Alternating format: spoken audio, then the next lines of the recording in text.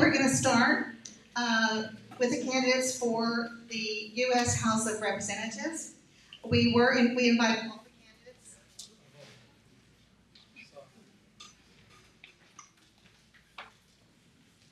Is this better? Okay. We did invite all the candidates, and the ones who could not come, we sure that they did not intend to slight you, but they just couldn't make it.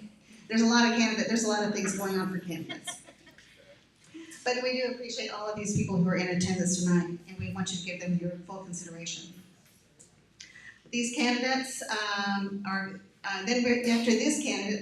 this forum, we're going to move on to the people who are running for the Florida Representative District 2, replacing Alex Andrade. Then we will hear from the candidates for the Santa Rosa County Commission, followed by the candidates for the Santa Rosa County School Board. So we have a lot of candidates who want to earn your vote. We want to make sure that we give everyone plenty of time, and we don't be yelling or clapping, and we want to make sure we hold our applause to the very end. The first thing we're going to do is we're going to start by rising and doing saying the Pledge of Allegiance. I pledge allegiance to the flag of the United States of America and to the republic for which it stands, one nation, under God, indivisible, with liberty and justice for all. Thank you. Also, if you have not done so already, please silence your cell phones. Now we're going to begin with the candidates for the U.S. House of Representatives. Each candidate will have 1 minute to introduce themselves, and then they're going to only have 40 seconds to answer questions. We are in a very big time crunch, but we do appreciate everyone who came out, and we're trying to make sure everyone gets an opportunity. Over here, Melanie Cormody is keeping time, and she's going to give you a sign when you have 10 seconds left, and she will also hold up a sign that says stop when you have no more time left. And she also has a bell that she will ring to remind you in case you don't look at the sign. Okay? Now the winner of this Republican primary will go on to face challengers Tyler Davis, who is not party affiliated, and Gabe Vallimont, who is a Democrat. All right, and so we're going to start with the first introduction. We'll just start at this end. Hey everybody, my name is John Frankman. Okay, I guess I gotta distance there. All right, is this acceptable volume? Right? Okay. Hey everybody, my name is John Frankman. I'm a devout Catholic, a husband, a former Special Forces Green Beret, and a fighter for faith and freedom. And I didn't envision that I would get involved in politics. Politics got involved in me when I was serving in 7th Special Forces Group when I was forced in the Army for not getting the COVID shot. After that, I didn't stay sitting down. I started advocating for service members up on the Hill and realized at Congress that most congressmen are not that great, and we're never going to survive another 250 years. Right now, Republicans have the House and Senate, yet nothing's getting done. So I'm running to help with affordability, to take care of military service members, hold people accountable, make accountability great again, as well as to protect our civil liberties. And we have an option. We can keep going with who we have, or we can put in a tried and true patriot who stood on principle before and who's actually going to fight for this district because he lives here and loves the area. Thank you.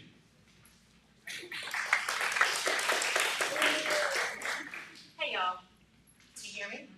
My name's Gabe Vallimont, and I am the Democrat running. As Lisa said, I am not in the primary, so you'll have to wait till November to vote for me. I moved here in 2014 with my husband Brian and my son Eli. We moved from downtown Atlanta, and my husband, as we were looking for somewhere to go in Florida, Googled where's the happiest place in Florida to live, and it came up Niceville. So we went to Niceville, and I said, hey, why don't we run over to Pensacola Beach, where my grandparents managed holiday homes out on the beach in the 60s and the early 70s. So this is kind of my second home. We settled in Gulf Breeze, and as life happens, we faced some medical challenges. I lost my husband and my son 4.5 years ago to serious illnesses, and I want you to know that this place is special to me. I can't pass a park without it being tearful, but I want you to know that I will always protect this place no matter what. My name's Gabe Vallimont.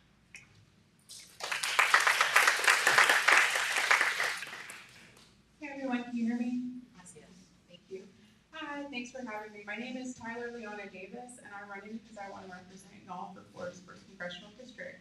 I'm a sixth-generation Pennsylvanian raised in Cantonment to a large, hardworking family with deep roots in farming and supporting this community. Currently, my husband John and I have 3 kids. We're at the sandwich generation stage of our lives, and we're more caregivers for our kids than we are for our grandparents and our parents, but we still have that responsibility. And we're just an average working class family like the majority of the folks that live here. I got my education, oh my goodness, I'm sorry y'all, in art and business at PSC, Pensacola State, and I have a PNP, which just means that I can lead projects and do things of that nature to help not only in business, but also to get down to business in our community. I own a nonprofit called the Pensacola Perspective, which is a local nonprofit around civic engagement, volunteerism, and education. And I just wanted y'all to know that I'm here to represent education, workforce sustainability, community solutions, our military, and then everything that I can try to do to listen to y'all. Thank you so much. Hey, can y'all hear me? Hey, Gold Priest, how's it going, guys? So I know many of y'all here, but if you haven't met me yet, my name is Douglas Chico. I'm running for U.S. Congress here in Florida's 1st District. I'm the only candidate that was born across this district. I was born in Pensacola, and my family helps out of Walton County, and we're a 6th-generation District 1 family. I attended the U.S. Naval Academy. I was a Navy Supply Corps officer that managed a couple $2 billion in assets. And the reason I'm running for Congress, guys, is I have a 3-year-old baby girl, and I am very concerned that her generation will not have the same freedoms and opportunities that we were afforded when we grew up in this country. We have to get the right leadership up in D.C. We have to stand with President Trump, but we also need a congressman that will put the Constitution and our people first. My oath that I took at the Naval Academy as a newly commissioned officer is to the Constitution, not a man, not a party. I would be honored to have your vote and support. I ask for your prayers, your thoughts, and your vote on August 18th. Once again, I am Douglas Chico, running for the United States Congress. Thank you so much, and I'll be happy to answer any questions afterwards. Thank you all.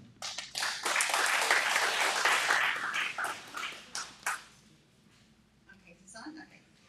So let's begin with our first question. Number 1, the Social Security cap, and I'm going to start at this end, John. The Social Security cap for 2026 is $184,500, which is the maximum income amount subject to taxes, to Social Security taxes. If elected, will you work to protect Social Security by eliminating this cap on earnings? Sure. Yeah, so Social Security is something that American citizens pay into, and they should receive the money and that guarantee that they put with the government. So I'm big on we have to slash the federal government. We're $40 trillion in debt. That's not the place that we take it out. We stop giving money to foreign countries. We get rid of waste, fraud, and abuse. We get back to the 10th Amendment, which says that if it's not delegated specifically to the federal government, it belongs to the state level, because our level of spending right now, it's not sustainable. But we need to try to protect all of those programs that Americans have been guaranteed, or if there's some way it's not solvable, ensure that everybody gets the amount of money that they paid into. Thank you. Yes, I would, you can't hear me? You can't hear me? No. Did you turn it off? Okay. Yes, I would eliminate the limit, or I would put it up to $1 million. I believe that, your Social Security is not a privilege, it's a right, you paid into it. My 81-year-old mother lives off of her Social Security, as I'm sure many of your parents do as well. I would work to make sure that we keep our benefits.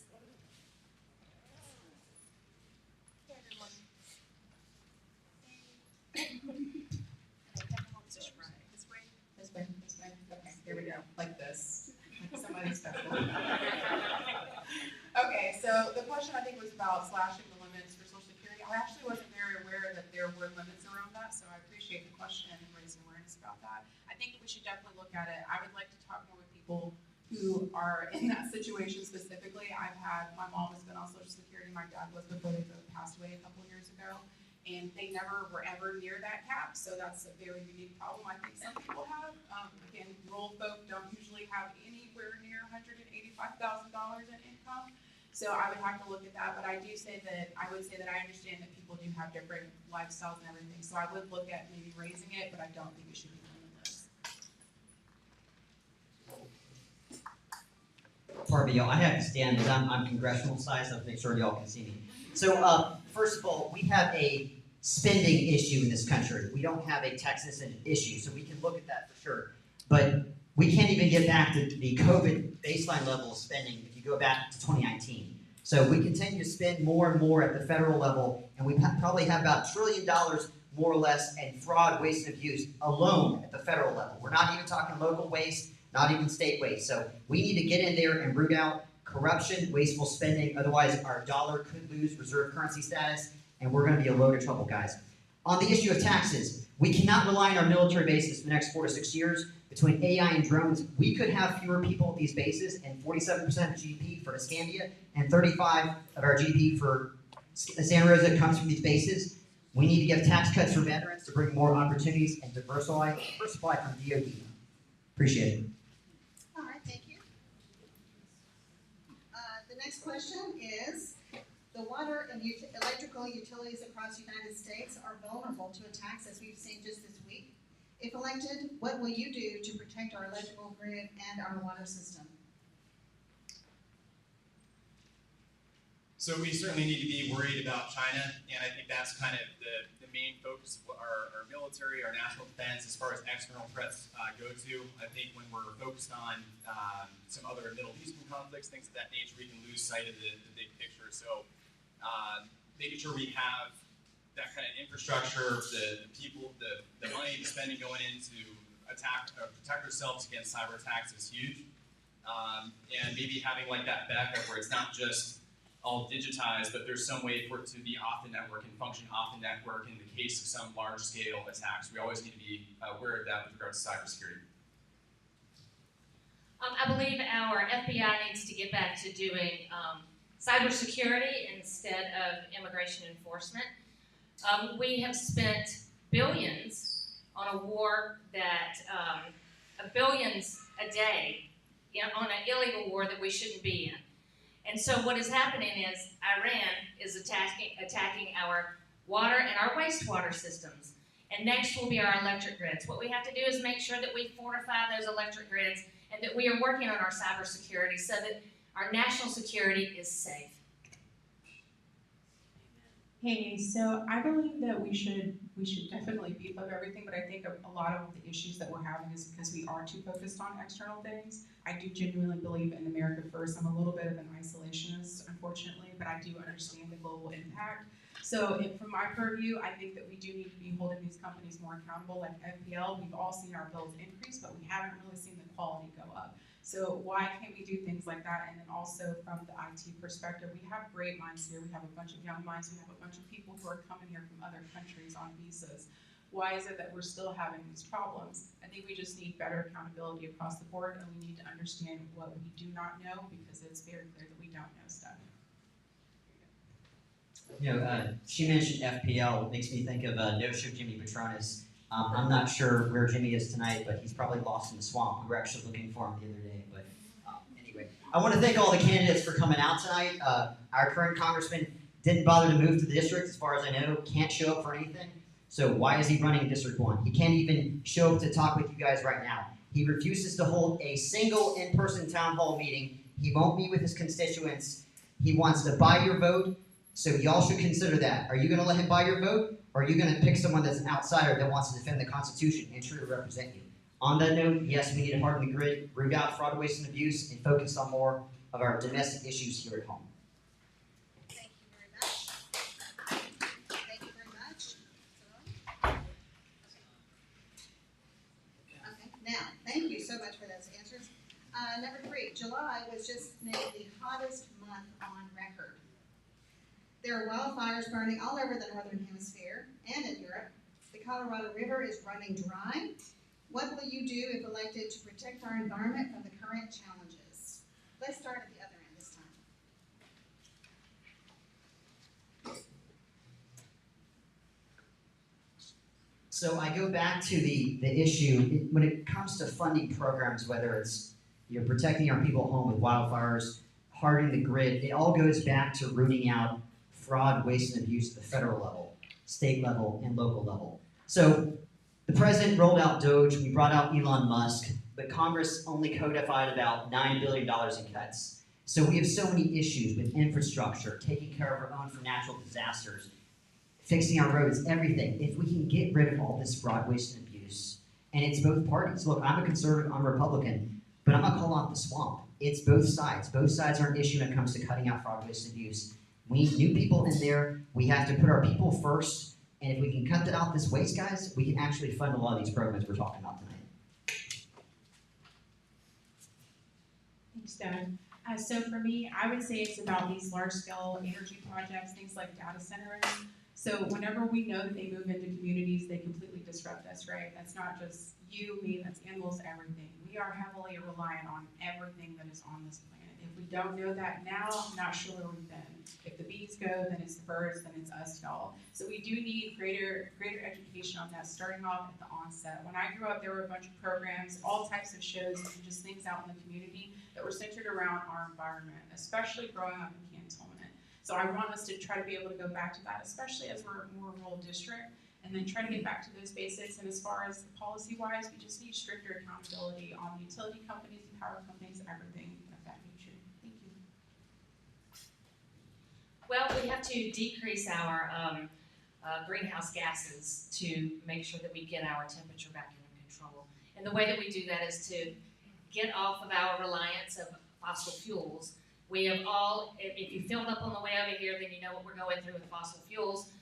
They're expensive, and we can't always rely on them. So what we have to do is invest more in wind, and solar, and nuclear to power our grid. That way that we can get off of fossil fuels and lower our carbon footprint. So I think the Green New Deal is a problem that's very politically loaded as far as trying to fight climate change, so I don't think it's that much of a threat. I think you need to look at the specific places, like my wife's from Spain, a lot of that is not clearing out a lot of the brush so that you have wildfires from that. In California, it's mismanagement, not getting rid of brush, not actually getting the river taken care of. Big 10th Amendment guy, I think a lot of this falls on the states to look at what natural disasters, what areas, what difficulties they have, and then to change. And the world changes temperature all the time, nothing new, but it's something that I think that the state level should be focused on, and I'd like to cut a lot of federal spending so that they're better able to handle those issues.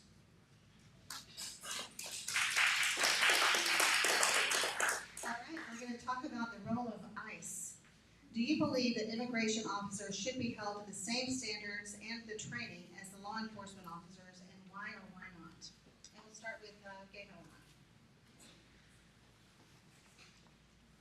I absolutely, hello? I absolutely believe that ICE should be held to a higher standard than what they are being held to right now. They should have the same exact training as our normal police officers without masks on.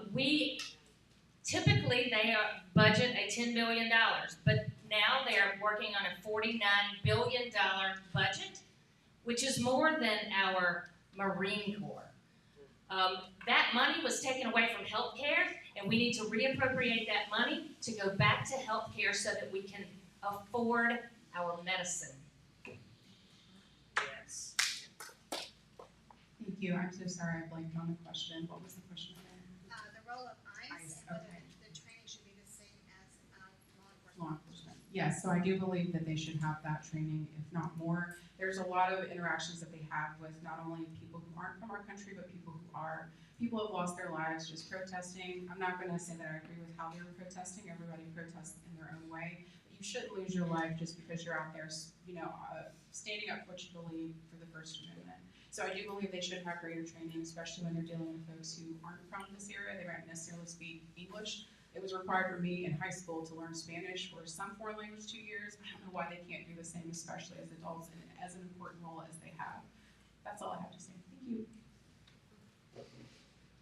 So recently I was endorsed by Michael Mercer. He's the founder of F3 Defense, and F3, I'm the National Sales Director for F3 Defense. I'm campaigning full-time, and we work with ICE and Homeland for less than lethal systems, so law enforcement officers don't always have to use a lethal round to deal with the situation. On that note, guys, we're not getting that in the mass deportations we are having some issues with some officers, doing things that maybe we should look at, but we should support law enforcement. But on the immigration front, We need to start holding the darn employers accountable. Cut off foreign remittances, start taxing them, and people will leave peacefully. We have to get mass deportations, but we have to cut off the money supply for these folks, go after the employers, go after foreign remittances, and go after our broken visa system. And millions will self-deport peacefully. That's the plan. We have to get it done. I was waiting for it. So under the Biden administration, we had tens of millions of illegals into our country illegally. We've had tens of millions of others here. ICE has a very difficult job of trying to deport every single one of them because they all broke the law. I think that Congress should enact more laws in order to encourage self-deportation. But you know, my dad, he spent 20 plus years in law enforcement. Not all law enforcement has the same training. So even if you say to what standard, they need to be trained for what their job is to do, and that's to help with deportation. And I think there were some problems in leadership, and that's why there was the firing that happened with Kristi Noem, and it shouldn't just be something. I don't want to see as many advertisements that cost billions of dollars. I want to see more mass deportation, so I think that's what we need to focus on and support ICE in.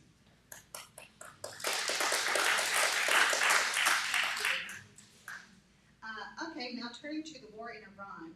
The United States military is currently engaged in a war that is costing nearly $1 billion a day. How can you, if you're elected, navigate this war to a good end?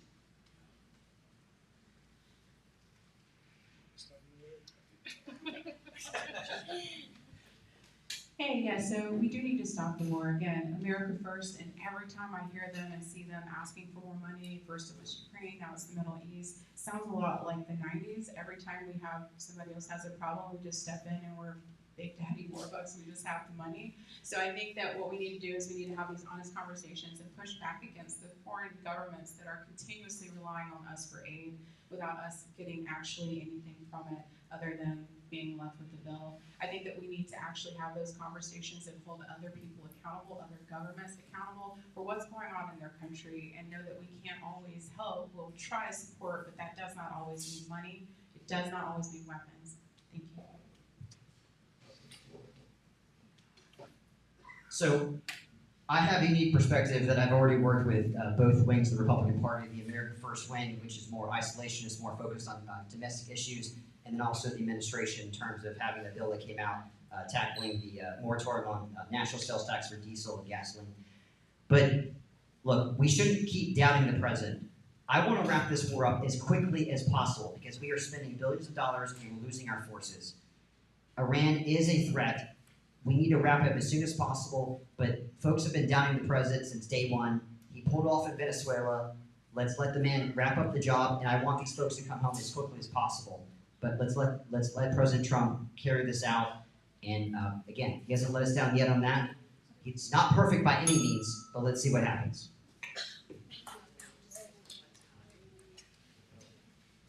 So in June of 2025, the U.S. used bunker busters against Iran. We were told that utterly destroyed their nuclear program. It's going to take decades to rebuild.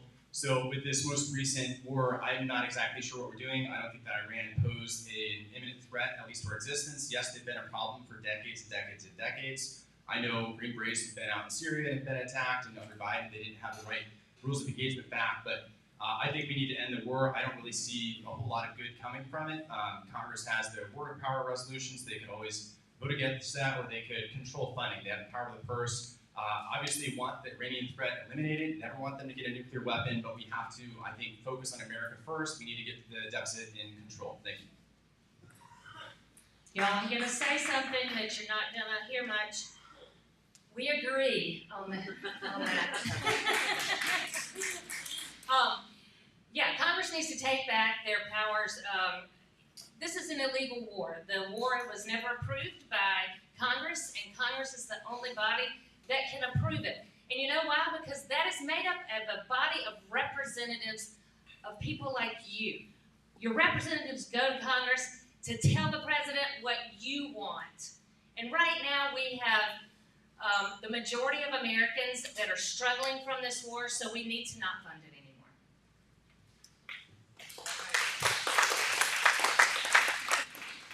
Thank you so much. Okay, now that's all we have, the questions we have for you guys. I would like to invite you to give your closing statements. You only have 1 minute. and we can start with you, John, if that's Sure. okay? Yeah. Hey, thanks so much for coming out, everybody. Like I said, fighter for faith and freedom. Didn't imagine getting involved in politics was being pushed out for the vax mandate. So what I hope I've shown is that I can stand on principle, even when it's at great personal sacrifice. And that's what I want to do for you in DC. And right now we have a congressman who's more worried about fighting for the establishment, who doesn't understand the problem of the district because he doesn't live here. But this is the most veteran-dense populated district in the country. It needs a veteran to represent it. It's the most red district in the state. It needs someone who's going to squeeze every ounce of red out of it as possible. It's also a very Christian place, so it needs someone who has those Christian values. I spent 4 years in seminary to bring that up to DC and to fight for it. And if we just continue with the status quo, like I said, Republicans at the House and Senate, nothing's getting done. This district should bring the party further right, should help us to get some America First wins. If we keep the same people in power, vote for the same person right now who's not showing up, you're going to get the same results. If we want some wins, you need some new blood, vote for me, August 18th. I'm John Franklin. Thank you. Thank y'all. You think Jimmy didn't show up because he's still mad at our police?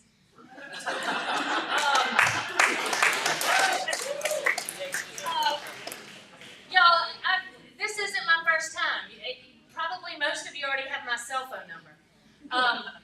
I am a fighter for working families. I believe in this place. I'm never going anywhere, and I'm going to take care of this place. I live here. I can walk home. What I believe in is you, and what I want to do is listen to you and talk about the things that matter to you. I'm a fighter for you. I am one of you. I shop where you shop. I get my gas where you get your gas.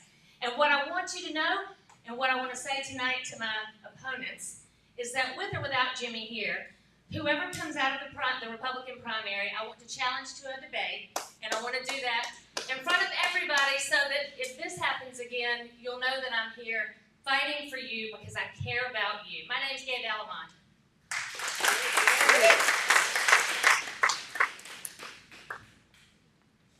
So when I was thinking about my platform, I realized it reflected something much older than modern politics. The preamble lays out 6 enduring purposes: a form of more perfect union, establish justice, ensure domestic tranquility, provide for the common defense, promote the general welfare, and secure liberty for ourselves and our future generations. My 5 priorities are simply my way of helping to fulfill those constitutional purposes here in Northwest Florida. Education secures opportunity for our posterity. That means our future generations. Workforce sustainability promotes the general welfare. Community solutions strengthen our union and our neighborhoods. Government transparency advances justice. Military and veteran support provide for the common defense. And at the center of all these, government exists to serve the people. So I want to listen to y'all, hear y'all, and then get out of the way, because I do believe that that is the purpose of our government. My name is Tyler Leona Davis. You'll see me on the ballot as Tyler L. Davis, because I will be on the ballot in November. Thank y'all. First of all, thank you for everyone that came out tonight. It's a shame that our current congressman doesn't bother to show up and wants to buy your vote. Again, I'm already representing Northwest Florida. March 30th, Jimmy Petronis skipped a VA town hall with hundreds of veterans. I was the only candidate that showed up at the federal level. Both our United States senators had their people there. Ashley Moody, Rick Scott. I had to speak for Jimmy Petronis in front of hundreds of veterans. If both our U.S. senators can have their people there, Jimmy has to be there. He skipped the ribbon cutting. I had to do that with Michelle Salzman, and he continuously skips every forum and debate. Again, folks, send me to Washington. I will back up President Trump, help codify his executive orders, lower the price of energy, defend your gun rights and Second Amendment, get the politics out of the darn classroom, and defend our southern border. At the same time, we need someone that's independent, will put the Constitution first and our people. And I don't owe anybody any promises. I am the only candidate that has not accepted any PAC money in this race. 0. I am Douglas Chico, running for the United States Congress, and let's turn the House of Representatives from the donor's house back into the people's house. I would be honored to have your vote next Tuesday. Douglas Chico for U.S. Congress.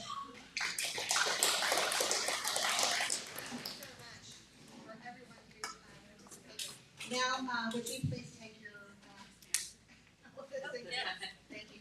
And will we get the state representative candidates to the stage, please?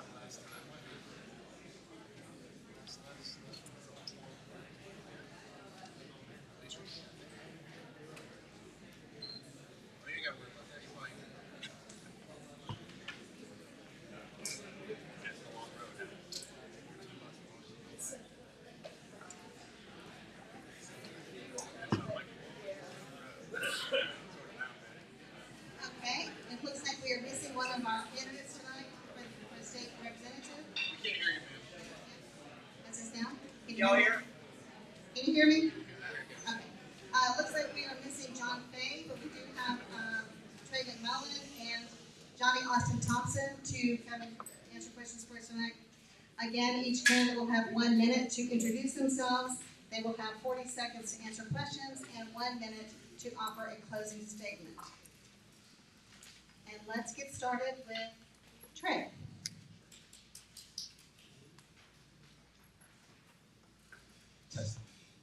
You guys hear me? Yep. Oh man, y'all look beautiful out there. It's a pleasure to be here tonight. My name is Dr. Trey McMullen. I've been running the last 14 months. How I got here is very simple. My daughter called me April 17th and said, "Dad, there's an active shooter on campus." She goes to school down in Tallahassee. A couple weeks later, my son had a bomb threat at his. He goes to a small Christian co-op. And I said, "God, if you're trying to get my attention, you got it." I'm your only doctorate of global security in the state of Florida. A lot of questions this last setting about security. It was interesting. I've done everything that you can do in this state as far as business-wise. I've protected during Hurricane Michael. We led a security company. It's called SIOTA, stands for See You on the Other Side. A company I dedicated to all my brothers and sisters that I lost in the global war fight against terrorism. We protected everywhere from Pensacola to Siesta Key.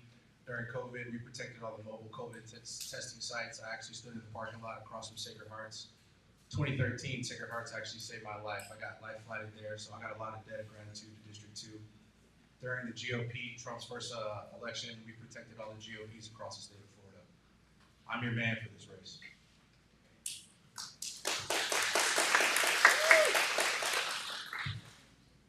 Everybody, my name is Johnny Austin Thompson, and I'm running for House District 2. I'm running for all the same reasons that you guys all love Florida. I've been here my entire life, born and raised in Pensacola, and it's just a far shot, close shot to Gulf Breeze. It was 15 minutes to get here. I've been here my entire life. I went to Washington High School and graduated valedictorian. I played tennis against, sorry to the Gulf Breezers, but I played tennis against the Gulf Breezers here just right in our backyard. I've been here my entire life. The only times I have left was to go to get my undergrad degree and then to go to Harvard for law school and to get a master's in public health. I am running because I absolutely love this place and I want to protect everything that I have come to know and love about it. Growing up, I felt the effects of Florida legislation firsthand. I was a child that grew up on SNAP. At times, my father was unemployed and we relied on state programs. I understand what it means to fight to get somewhere, and I always wish somebody was there fighting with me, so I'm here to fight for you all and to make sure your interests are seen in Tallahassee. I'm Johnny Thompson for House District 2.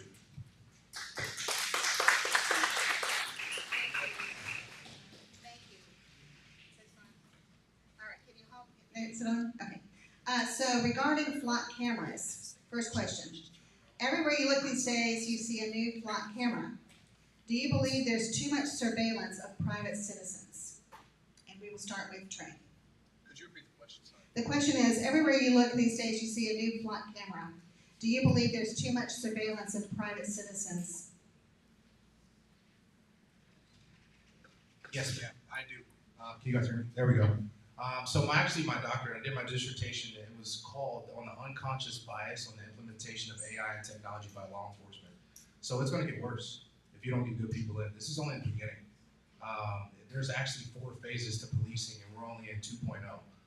As you can continue to see, money is embedded inside of everything that is happening inside of this country. Your privacy, your whereabouts, it's all going to look very familiar to something across the pond that we don't want. If we don't get the right leadership in office, I promise you, you're going to regret it.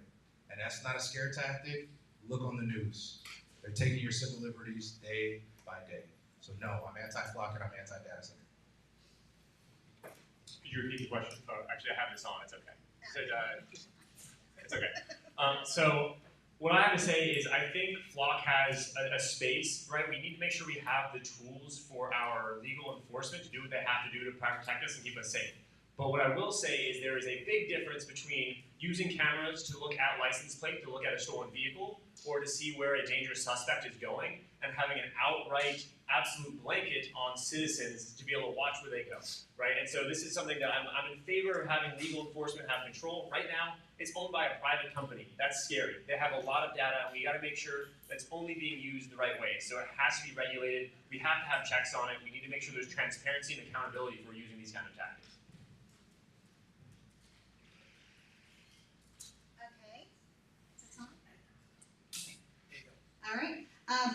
America Incorporated plans to build a 400,000 square foot shipbuilding facility at the Port of Pensacola, with operations expected to begin in the third quarter of 2027. The project is supported by a $76 million grant. Do you support the efforts to increase the use of Pensacola's waterfront as a port? We can start with you, John. Yeah, so I think, can everybody hear me? I think there's a big difference between using our public waterfront, I can just project. I think there's a big difference between using public waterfront lands for some sort of industrial port, but we already have one, right? So we're not looking at taking public lands and turning it into a port. We already have a port, right? And so we are doing, through this investment, I think it is a positive thing. We talk all the time about how we need to make sure that people from Florida have jobs and opportunity to thrive and stay in Florida. I think this would be a great draw for talent. We would bring jobs, and it could be a great thing because we already have a port and we're using it. And another thing that's important about this is that Pensacola gets to keep the lands. So this isn't giving away lands to a private company. This is us investing in our city for more revenue. Thank you. Could you repeat the question? As Burden America, Burden America Inc. plans to build a 400,000 square foot shipbuilding facility at the Port of Pensacola. Do you support the efforts to increase the use of Pensacola's waterfront as a port? So my decision is really not the most important in the room. It's always the people for me. But if you're asking mine, I would have some stipulations on them coming here. A lot of times we keep hearing, oh, we're bringing this job here, we're bringing this job here. Yeah, but they bring their people too. So I need to know how many people are you bringing and what is the median salary that you are going to be giving to these people, and also the education requirement. Can an average District 2 resident actually obtain work at your location? So before we even get about you coming here, I want to know who's it for, what are the spaces that are provided, what's the educational requirement, and how many people are you actually bringing to take away jobs from my people?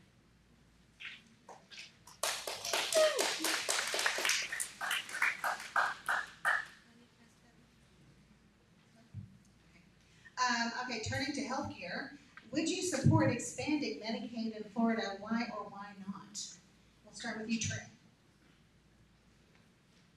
So I am endorsed by Stand for Health Freedom, and I believe that we have to look at what are the citizens want, and then we have to be honest with ourselves. With Amendment 3 on the ballot, property tax possibly getting removed, we need to make sure we need to create an actual list of requirements on where does it land at. How important is it? Obviously it's important, but is it on the highest requirement? Do we need them over law enforcement? Do we need them over firefighters? Because they're not funded either. Where are they gonna go if there's no hospitals, no people working there, they can't transport them? So for me, yeah, I would look into it and take it in consideration. But up front, I would say we have to talk amongst the people, get their stance on it, and then look at it from a business standpoint overall for the state. All right. This is, I think, a clear-cut issue. We absolutely need to expand it. Right now, Florida ranks, I think, 39th in healthcare in the United States. That is horrible, all right? And so one thing that's really important about Medicaid expansion is it covers about 500 million, I think I've seen before, new Floridians that need this healthcare. Not only is it important to make sure that we are healthy, but guess what makes a strong workforce? Healthy workers. Additionally, I don't know if you guys know this, does anybody here pay federal taxes? The federal government pays for 90% of Medicaid expansion. So you're already paying for it for 40 other states. It's time we draw down our federal funding, pay the 10% it takes to make sure that we're getting all of our money back in our state. We're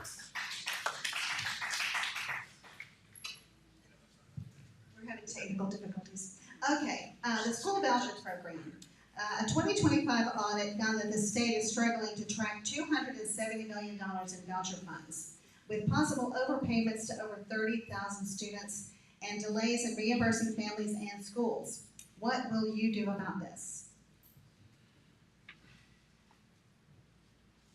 Yeah, I think this is an accountability and transparency issue, right? Right now, there is a mix-up between knowing what kids are going into public schools versus which are going to scholarship, and that mix-up leads to a big discrepancy. And we also have families at the same time who are legitimately using this program waiting on reimbursements. This is a failure both for our families that are trying to use it and for us as taxpayers. We need to know where our dollars are going.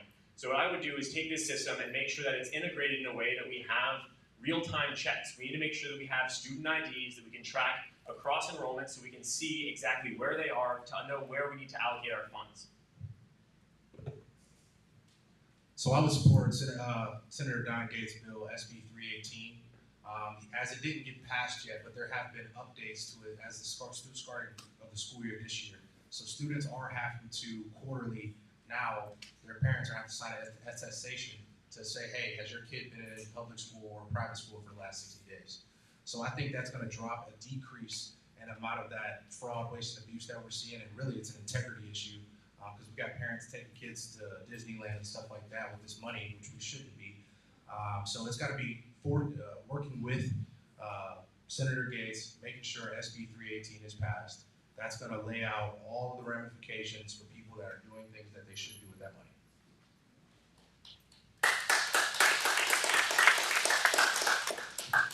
All right, thank you so much. And now it is time to give your closing statements, and we're keeping them to 1 minute.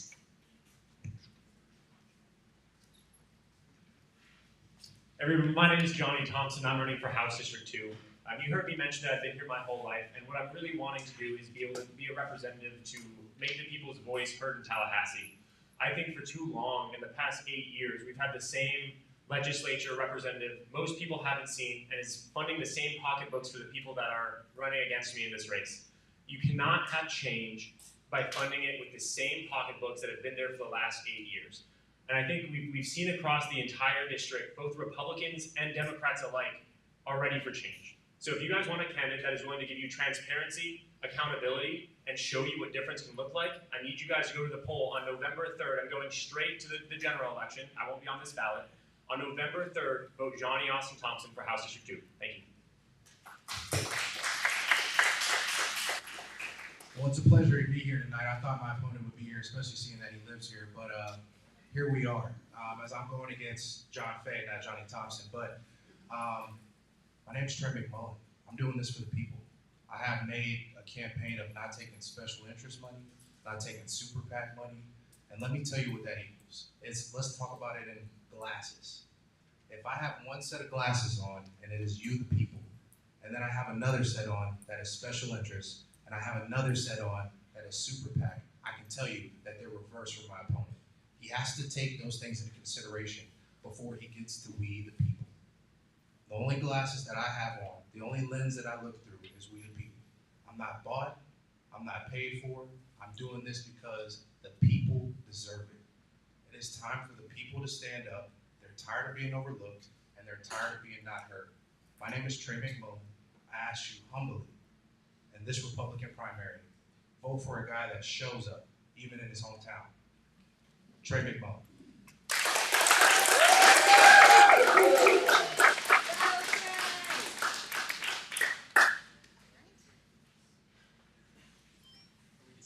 Thank you guys, you are dismissed. Recess.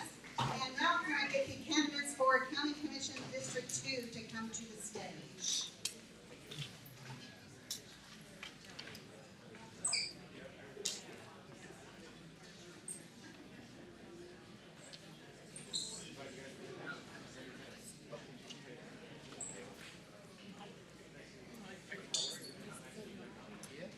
No.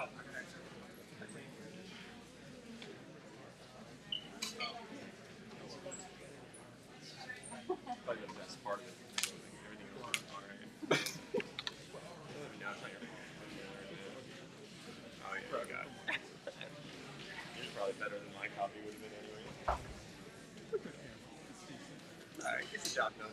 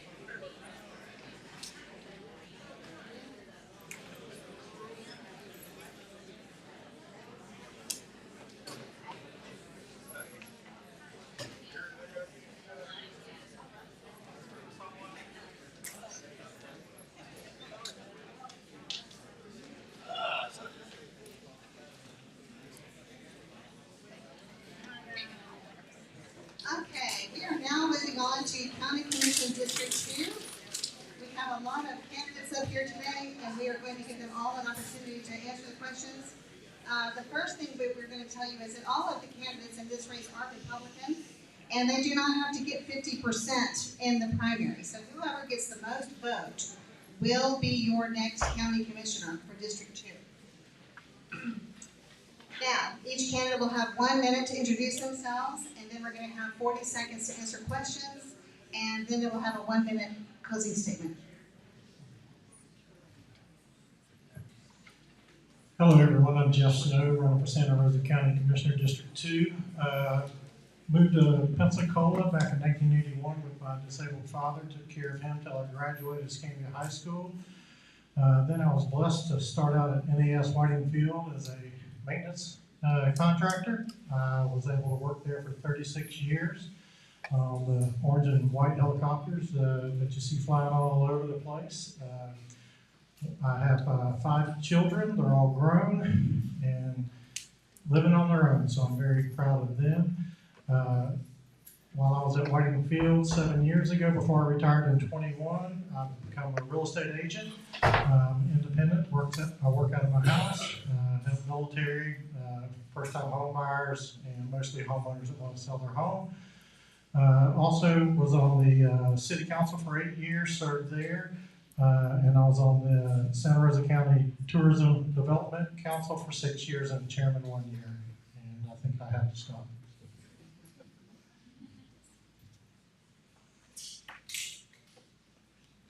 Evening, people. My name is Jeff Ace. I'm running for obviously District 2 as well. My family stretches back several generations, and it's important because it allows me to have the passion to fight for what I believe in and to fight for a county that has been a home to me for multiple generations. I have 30 years, about 30 years of land management. We managed 10,000 acres preserved in the East Milton area. So I grew up doing that stuff. And the last 25 years, I've been involved, I had my hands involved in infrastructure, in highway construction, road expansion, school projects, parking lot developments, holding ponds, erosion mitigation in the Tri-County. Actually, I do erosion mitigation all the way to Holmes County, almost Tallahassee. Military roads, radar systems, and other projects on Eglin Air Force Base and Herbert Field. I'm running on infrastructure. That's my strong points and my experience, and I appreciate y'all to take that into consideration when you vote. Thank you.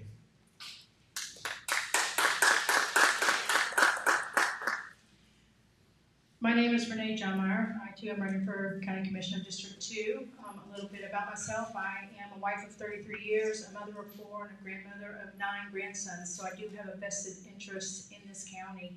I was born and raised in Pensacola. I've been in Santa Rosa County for almost 20 years now. My platform is fiscal responsibility, community safety, economic strength, and most importantly, it's accountability and transparency. Because no matter what anybody says up here, if there's not accountability and transparency, nothing else matters. Thank you, Renee Johnmeyer.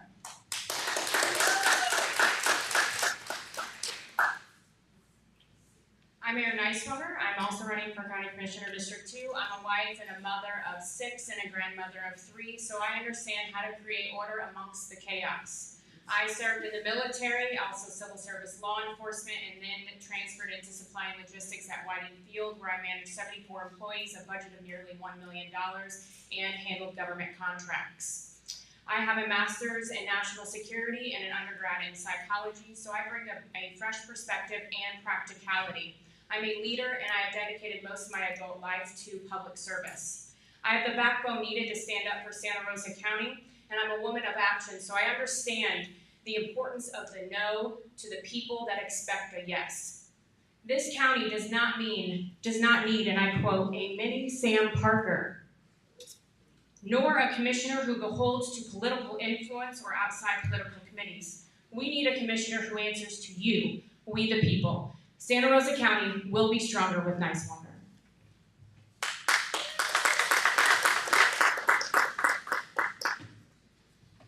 I'm R.C. Pittman. I'm 73 years old. I'm a lifelong resident. Both sides of the family go back to the 1800s prior to the Civil War. My qualifications, I have hands-on experience in infrastructure, building roads, ponds, culverts, ditches, parks. Those are the things that I know how to do.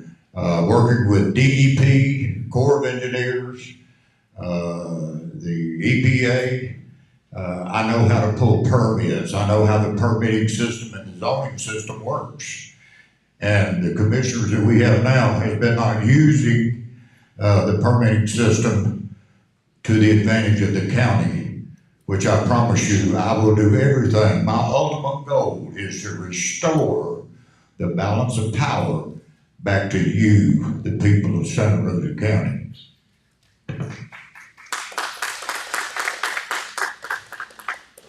Hello, everybody. My name is Kerry Smith, and I've been privileged and honored to serve as your county commissioner for the past 4 years. I came in here 4 years ago, and I've done exactly what I said I would do. Roads, we've got $60 million coming towards new road development in the north side of the county. We've got more to go. Impact fees, we got them back in place. At one time, it was a 4-to-1 fight against me to get impact fees back into place. Got them back into place, now development's helping to pay for development. At the same time, we've had 2 major rewrites to the land development code. Okay, this is a big deal because this is where I came in. I own 2 small boutique real estate companies. One of the things I do is I take people around to show them the new products out in the field. One of the things I noticed is I saw a deficiency in our land development code. We have fixed these things and we're still continuing to fix it. Ladies and gentlemen, I'm looking for 4 more years to get this done. Thank you.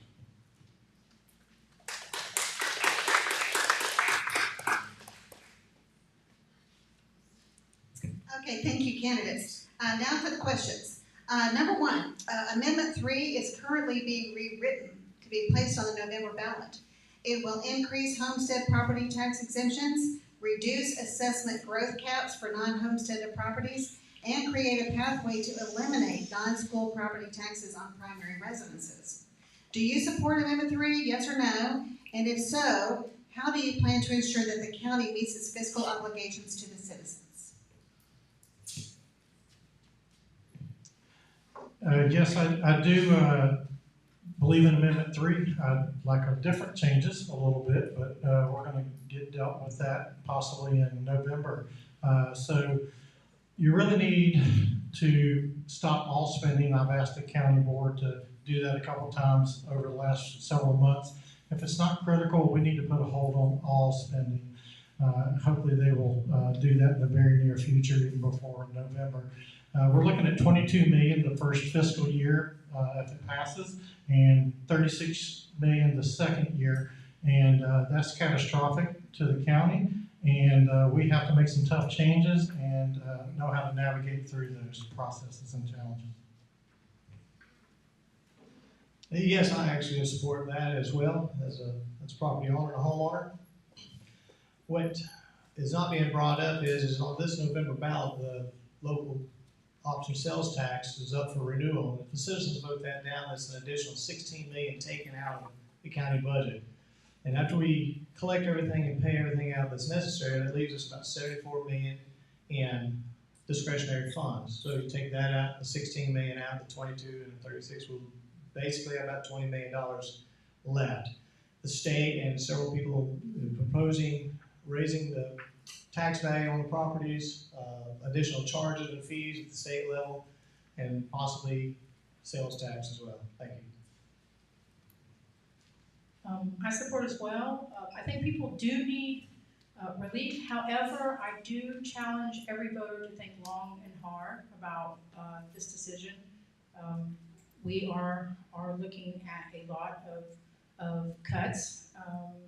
I think that we're going to have to do possibly an audit. I think if it passes, we're going to be able to do an audit and see where the cuts need to be made. So if it's yes on that, I hope that the 1 cent sales tax, it's not a new tax. I do hope that passes. So Overall, I support Amendment 3. However, it has serious loopholes that doesn't protect all Floridians. So if this Amendment 3 passes, the county is going to have to go to a constitutionally mandated spending and expenditures. So there are several things that the county will have to do that is mandated by law, that is public safety, emergency preparedness and readiness, critical infrastructure, essential election operation management, justice system operation management, as well as paying previous debt, municipal bonds, retirement, and pensions, and we will have to cut community discretionary spending per the Constitution. I'm debt free. I know how to balance a budget. I know how to live within my means. There are so many ways that we could use our budget system to replace whatever amount that comes out from our home taxes. One thing we could do, we could raise those impact fees up to what is normal for the state instead of being the lowest in the state. That's one of the things we can do. Some of the other things we can do is hold people accountable for the flooding and the erosions and the different problems that arise through the overbuilding. I'm 100% for eliminating property tax, but how we're going about doing this is not the right way. This was a haphazardly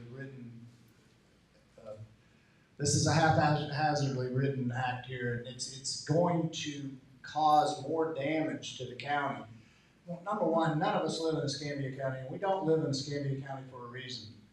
They're a lot looser with their money over there than we are here. We're very tight with our money, and I'm very proud of how we operate here. There's nobody on this table that can actually point to where the Santa Rosa County has gone bad with their budget. One of the things that you're going to be looking at, though, is you're going to be looking at services going away. You're going to be looking at a litany of things going away. And one of the things that you better realize is you're looking at about $85 a month savings with this coming up on Amendment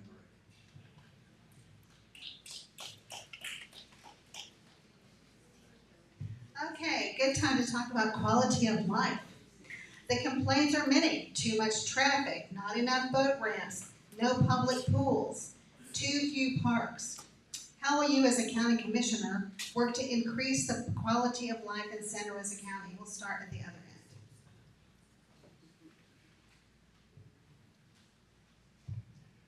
One of the first things I did was we came in, as a county bought Brown's Fish Camp. It was up for sale. We got it at a good deal. It's right down the road from me, actually. One of the things, a lot of people didn't want to see the traffic going up and down the road. But here's that question. It's a great question after Amendment 3, because a lot of these extra services won't exist.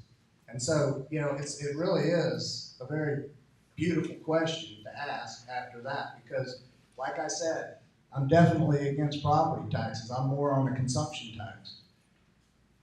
But here we're going in the wrong direction on this property tax, and it was haphazardly written.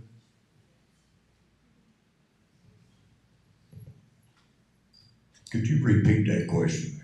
Sure. The complaints are many. Too much traffic, too few boat ramps, no public pools, too few parks. How will you as a county commissioner work to increase the quality of life in Santa Rosa County? One thing we could do is quit kicking Highway 90 can down the road. Highway 90 has become obsolete as far as four lane is. $60 million for the north end of the county. What about District 2? We have no parks. We have no schools. We have no medical services. Takes an hour and a half if you make a call about 4 o'clock in the afternoon to get from the hospital out to East Milton. We need to work on our road system, number one, with an eye towards what it can stand. Right now, we're way over trafficked. So first we're gonna have to start balancing our responsible growth with our projected growth trends. In Santa Rosa County, we're in the top 5% nationwide for projected growth. We're losing 60,000 acres of land by 2070 with an increased population of 59%.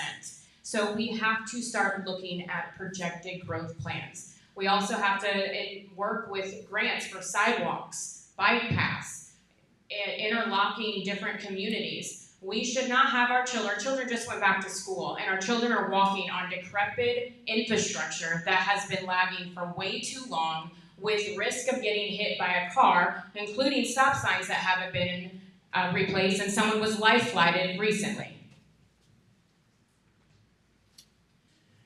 Okay, so I would say stop advertising out of state until we have road concurrency and infrastructure to support it. Our quality of life here, people have moved here because of the quality of life, but if you can't even move because of lack of infrastructure and roads, it really prevents those who have moved here to have the quality of life they moved here for in the first place. So that's. I also have about 6 years in the accounting industry. That's my professional career. Worked over in Pensacola and in Milton for those 6 years. So I bring a budgetary consciousness to things. In the infrastructure world, I've got a litany of Rolodexes of people that I can lean to. And just like the East Milton Urgent Care Center, my wife has 30 years in the insurance industry as well, so I sat down with her and I says, what do I need? And she told me what I needed, and I looked at the county and I says, we own about 85% of the assets needed. So it's the experience and be able to look at things from multiple angles with multiple facets of experience to come up with a solution and move forward in an economical way.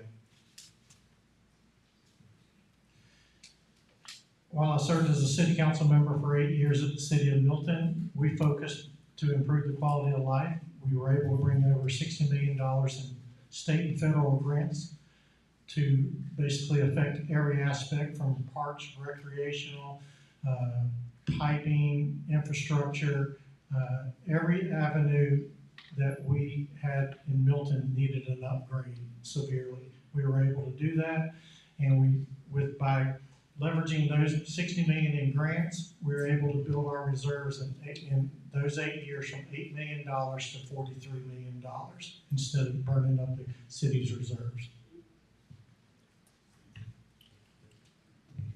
Everyone getting a good time tonight listening to these candidates? Yeah. We got some great answers. We really appreciate you guys coming out, and all of you too. Now this time I'm going to start with Ms. Neiswanger, and we'll end up with Ms. John Meyer, okay? Water. Water is a very big issue in the South End because all of the South End depends on the Fairpoint well for its water. All of us do. So, there is a well field protection area around that well to prevent toxic matter from seeping into the soil. In 2023, Santa Rosa County Board of County Commissioners transferred 100 acres of land to the city of Milton for the city to use as a disposal site for the new wastewater treatment facility. That could include PFAS, we don't know. About 1/3 of the 100 acres that were given to the city is within the well field protection zone. Will you, as a county commissioner, pledge to protect the drinking water for the South End?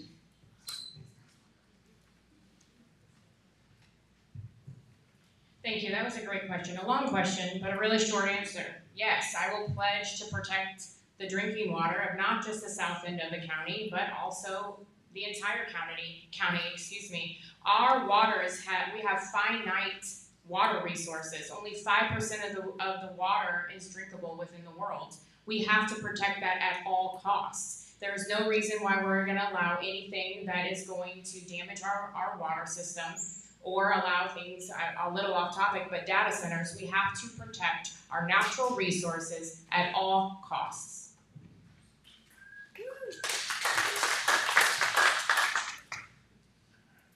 After working on the water and doing flooding, erosion, all types of things, not only do I support this, but we had an incident here a couple of years ago that is still ongoing concerning Mulat Bayou.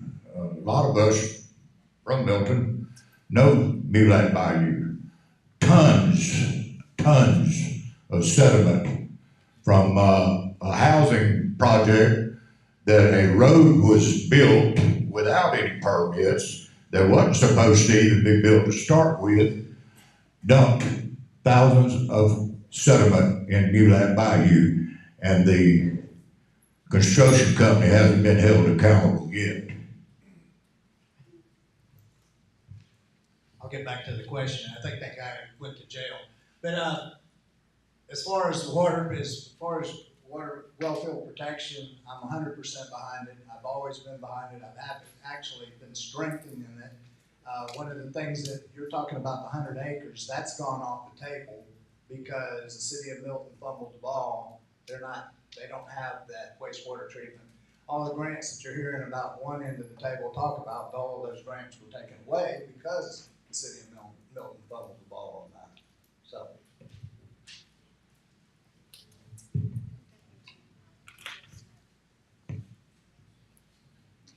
That was incorrect. All right, so back to water standards. Definitely, we have to protect this. The number one resource that we have to have is water.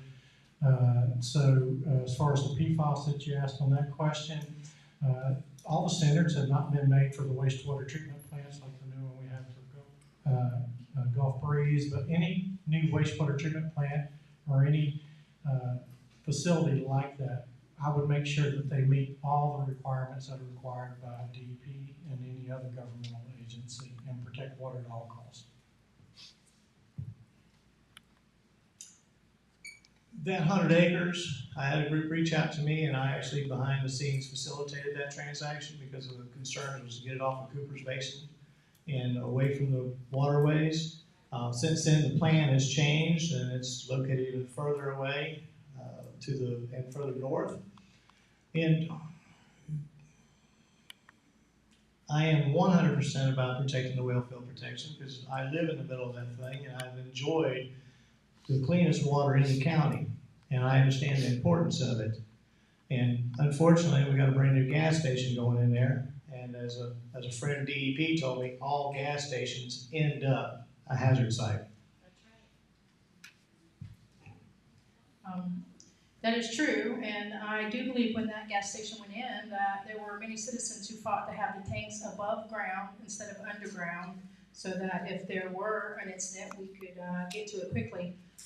One of my sayings is water is the new oil, so absolutely we must protect our water.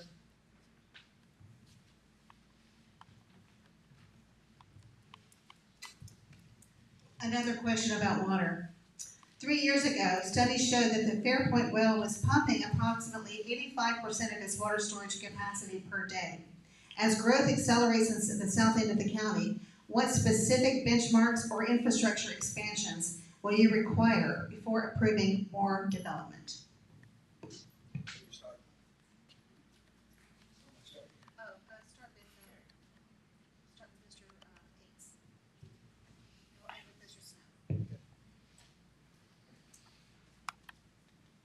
Repeat the question. Sorry about that.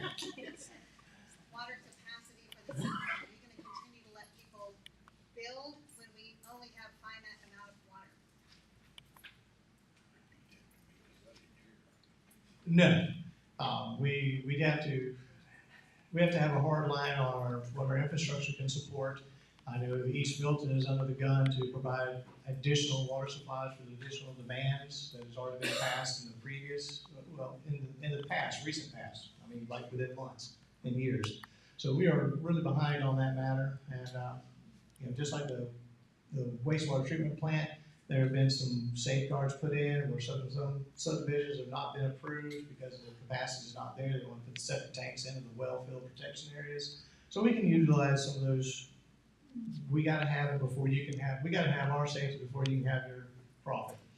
So.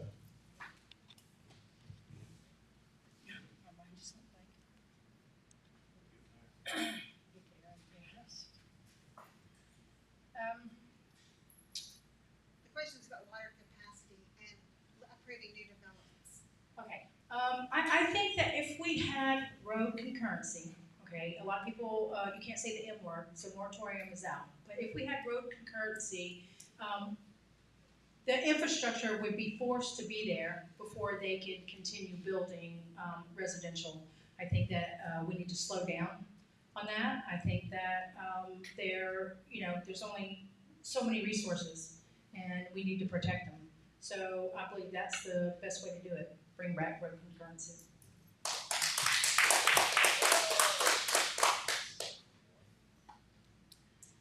So, like Ms. Renee said, we cannot stop, we can't put a moratorium on for building, but what we can do is not allow rezoning. We do not have to approve high-dense projects. So if we don't have a water capacity and resources in order for these new developments to hook up, we do not have to allow the rezoning of land.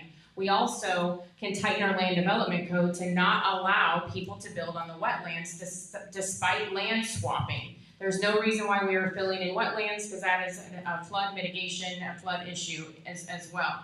But we can't stop, but what we can do is we can stop allowing developers rezoning.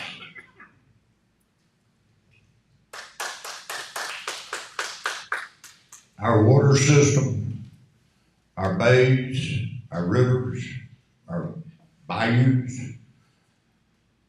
the wetlands and the marshes are the last filtration system before it dumps into our bays.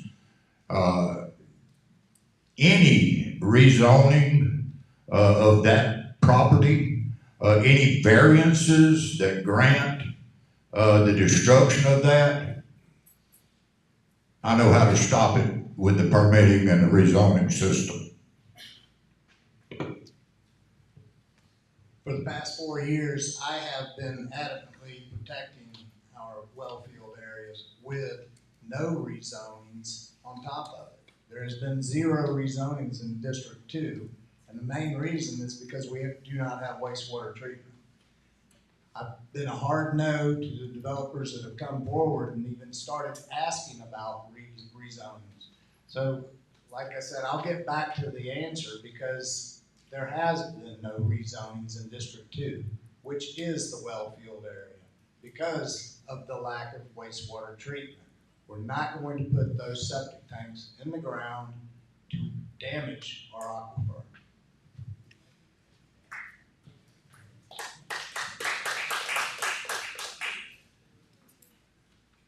First, I think we need to have master plans for every area of Santa Rosa County. And then definitely strengthen the land development code. And once those two things are in place, or at least definitely strengthen the land development code, but the master plans, at least developers, residents, and everybody would know what to expect. And if there's anything endangering the water capacity, then there definitely, it does not need to be approved until we find solutions that meets that need. I want to thank all of you for those really thoughtful answers for all of the questions. They were very good. Now it is time for us to give your closing statements. We'll start with Mr. Pittman.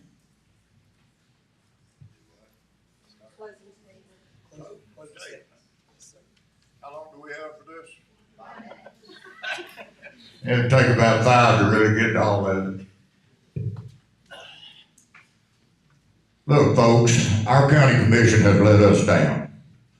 All of the zonings, rezonings, all the variances that has granted all this overbuilding, this unchecked building practices has been allowed through the permitting and zoning system.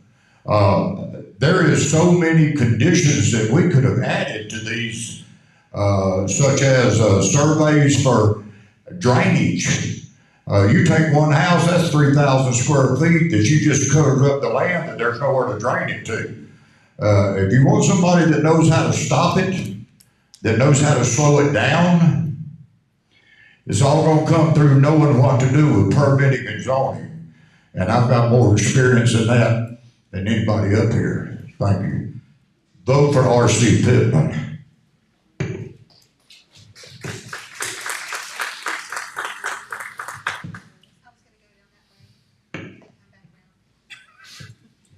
Ladies and gentlemen, 4 years ago, I was in this forum. Lisa, thank you for this. I was in this forum and I was very upset because I had just had a bad mailer pushed out on me. Of course, I've got that developer in court right now. Same thing this time. 4 years later, I've got the same guy playing the same tricks. Look, when you start ticking people off that are bad players in the community, you're doing the right thing. I'm up here just signing up to do the job. I'm one of you. I'm just a guy that's never thought I was ever going to be in this position. God bless my mama's soul. She always said you're going to be a politician one day because you'll argue with a tree stump. Mama, I made it. But ladies and gentlemen, I'm looking to get the job done. We've got 4 more years ahead of us. We've got some very serious challenges ahead of us. We may have Amendment 3. You're going to need the experience to get get this job done. This is a great county. I love the people of this county. The people of this county love Santa Rosa. So thank you.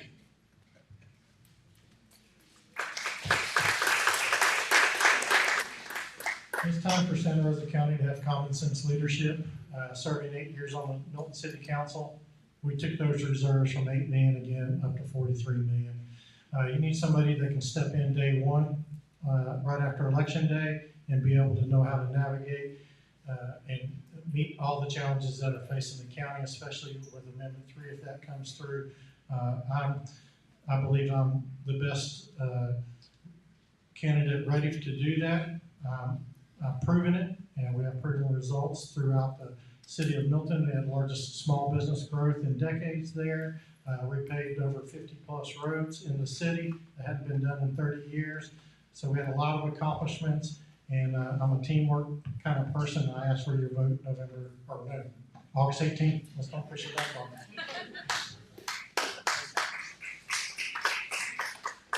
Hi, my name is Jeff Ace, and I'm running for this seat because we have lost 4 years of progress on the things that matters most to you. I have a strong stance on the environment, 30 years experience with land management, including vegetation, stormwater, erosion controls. I will use this experience to protect our land, natural resources, and quality of life. 25 years associated with infrastructure projects like roads, drainage, public and military facilities, plus. So I know what it takes to get the infrastructure built while protecting the natural beauty of Santa Rosa County. When you elect me, roads and infrastructure will be the priority again, not slogans, but real results along with practical solutions that deliver long-term benefits for our community. I'll fight to stabilize the unchecked corporate home building, manage our stormwater erosion responsibly, all while making sure our existing neighborhoods are remembered. I'm not a politician, but a loving citizen of Santa Rosa County with deep roots and proven track record of getting things done in these areas. Vote for me from now until Tuesday. Thank you.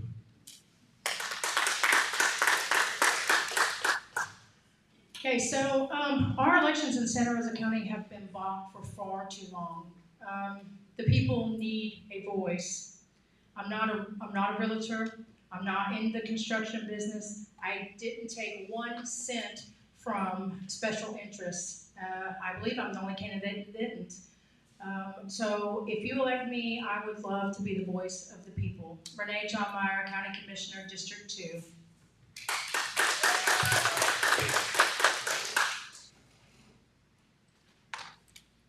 I'm Erin Eiswanger, and I want to restore the trust. Trust from the residents to the local government, all the way to the builders and developers. I stood firm face to face to the developers and builders and told them that I would say no and I would approve things fair and equitable. It is time that we break the pattern of this. And I quote, "I won't need you because Smith already approved everything I needed." At no point should this be the mindset of a builder or developer. I will hold regular town hall meetings at an appropriate time to hear your concerns. Trust starts at the top. It is time that we have foresight and not just hindsight. We need to fix what is broken and no more broken promises. I would be honored on August 18th to earn your vote and to earn your trust, because Santa Rosa County will truly be stronger when you vote Neiswanger.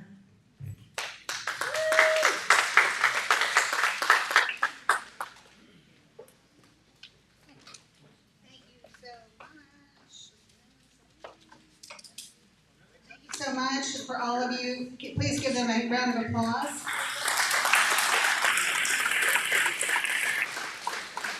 And can we have the District 4 County Commission candidates come to the stage?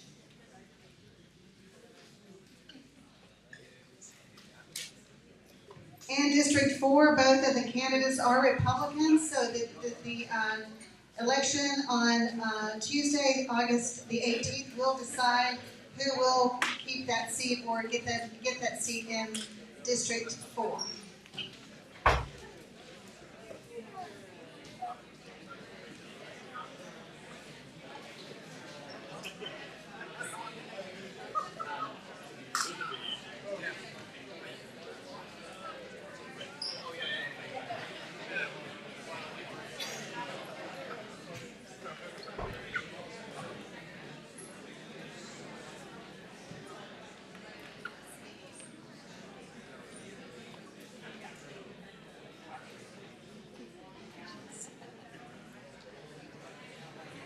All right, everyone, we are now going to talk to the candidates for County Commission District 4.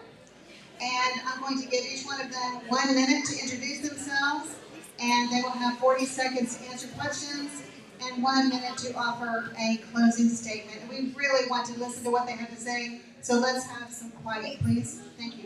We'll begin with Mr. Light.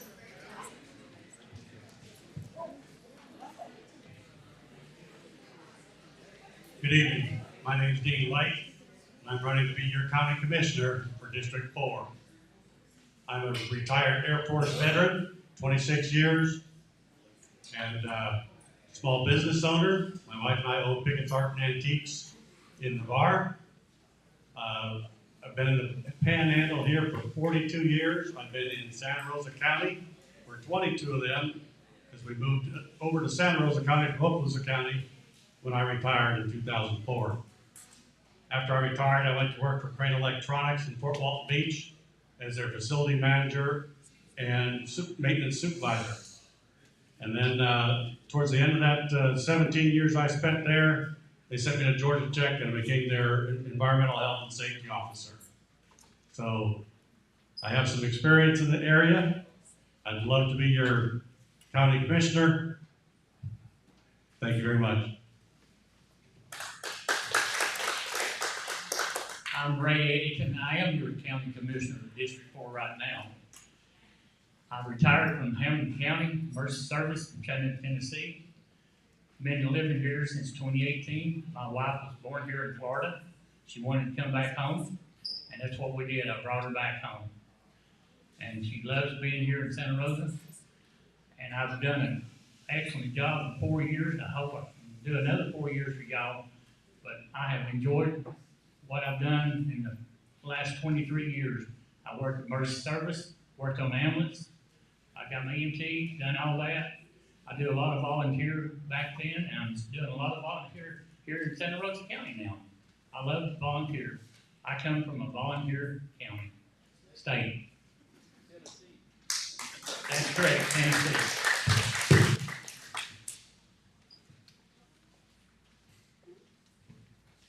Okay, the question is, Navarre is growing faster than it can keep up with infrastructure.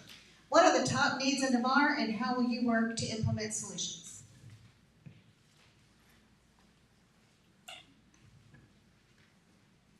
One of our top needs in Navarre is the Highway 98 stretch and the Navarre Bridge. We have to get something done. There was a PD&E approved 4 years ago. Not much has been done since then.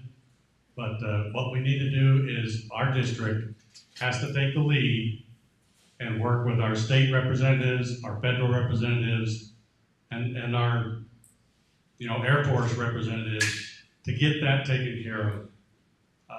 I think we can do it together, and we can do it at the same time to where the entire plan is taken care of. If y'all watched the meeting this morning that our BOCC had, I'm going to DC next month for the connector road to get traffic off of Highway 98. And that's a big plus for us. It started back in 2009, and they just let it sit there. I've got the paperwork. I'll be in DC next month with the military up there, try to get the connector road, get 30,000 cars off of 98. And I am working with FDOT now to widen 98 right now. And I've tried to get a new bridge last year and they didn't want to help pay for it.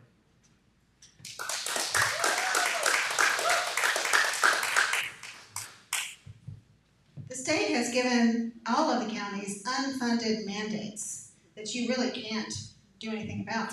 But there will be cuts. What do you think is expendable? Let's start with Mr. Eddington.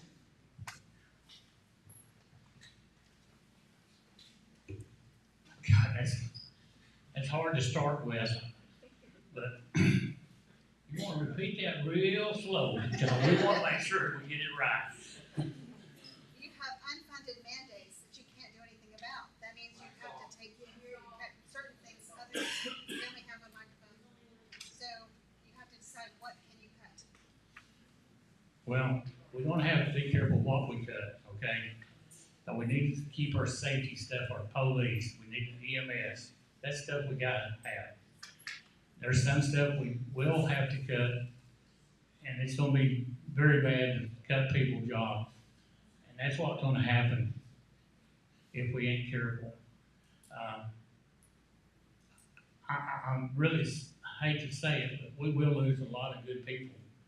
Because when we start cutting, and we can't pay for the people work, can't fix the roads and nothing, people are going to be mad at us. And that's going to be very hard to do.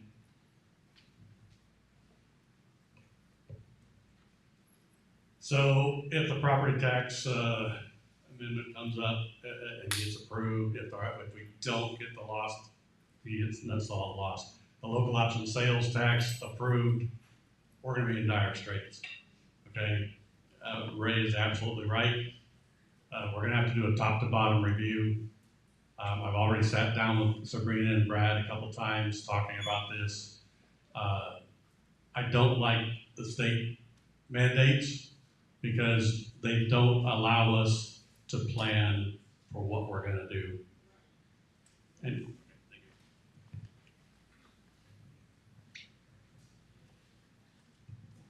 Navarre Beach is the economic driver for Santa Rosa County, but right now their bridge needs to be replaced. What can you do to make sure that that bridge is replaced so that we can continue to have access to Navarre beaches?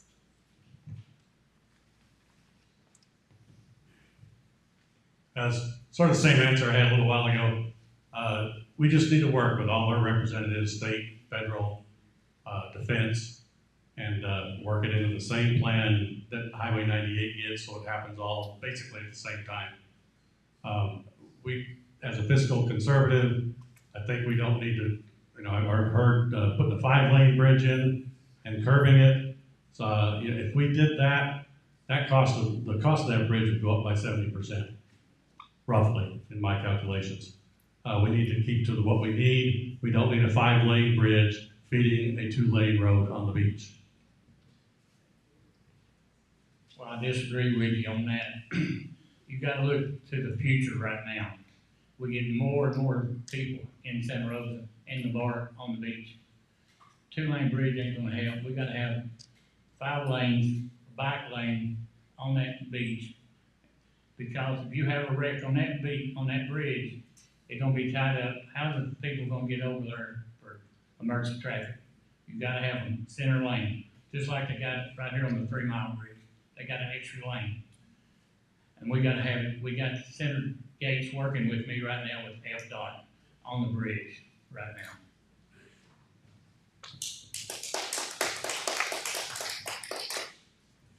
Thank you so much. Now let's go ahead and do our wrap up. Each one of you gets 1 minute to make your statement for why you deserve this job.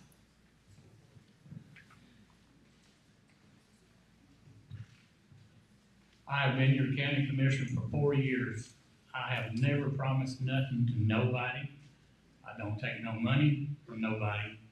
We go out to lunch with people, I pay for my lunch and theirs, because I'm not gonna be in nobody's pocket, okay? That's all I've ever heard since I've been here. The commissioners is in the pockets of builders. I'm not. I've worked for everything I've got. I've done everything I said I would do for the people in Santa Rosa County in my district. If you go back and look at my records, you see what I have done in the bar. I've done roads. I put parking lots at the boat ramp. I've had holding ponds cleaned. I had ditches cleaned. I've had trees cleaned. We just done a project in the bar. It's going to cost about $140,000. We done it in $25,000 in the house, and we just got done in that neighborhood. It's tickled to death. They said they had 12 years trying to get it done. Just got it. All right, first of all, thank you all for coming out tonight. I know it's late on a Tuesday night. So if you'd like to find out more information about me, I have a webpage, deanlight2026.com. I got a Facebook page, look me up on Facebook, or give me a call. I'd be happy to sit down, kitchen table, and have a conversation with you. My number is 850-225-9643. Again, I'd be honored to be your county commissioner, and I look forward to doing it. Thank you.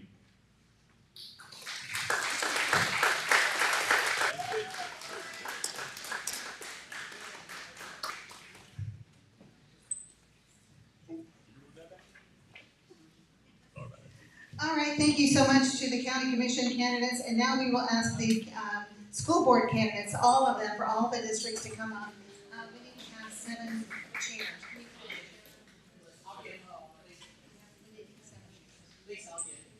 Oh, thank you. This is a nonpartisan race, and the winner will be decided on election day. Unless one of the candidates in District 5 fails to get 50% of the vote, then that decision will be made in November.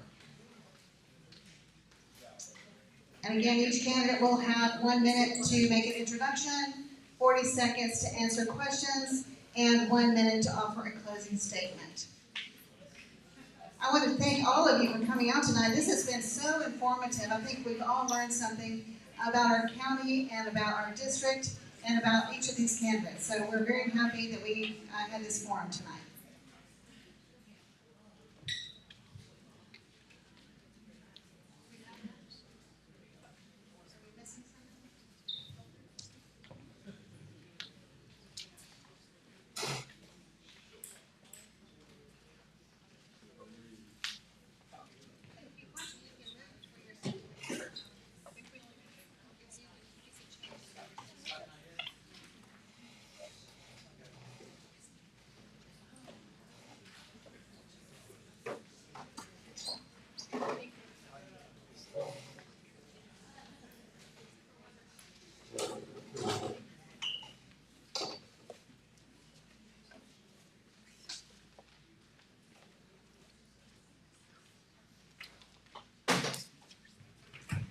Okay, we're going to get started with introductions, and we'll start here with Ms. Rosa Teston. Hello, thank you so much for sticking with us till the very end. My name is Jill Broxton Teston. I'm a mom of 4. I've been married for 17 years to my husband Tyler. I have a lot of supportive family here tonight. Thank you for coming. I'm running for school board because I am a mom of 4 children who are enrolled in the Santa Rosa County school system. There are about 30,000 kids approximately, and there are no parents currently representing any of those kids on the school board. And I think it's time for a change. And I know Mr. Peden is not here, but I appreciate the work that he's done in this seat. But I do think it's time for a parent. I'm very active in my kids' schools and in their lives. And I think, and I know, as many parents know, we have a perspective that's a little bit different. We see what they're going through, not only with their peers, we see what their teachers are going through. So an extra set of eyes to represent them, I think, is very important in this time. Thank you.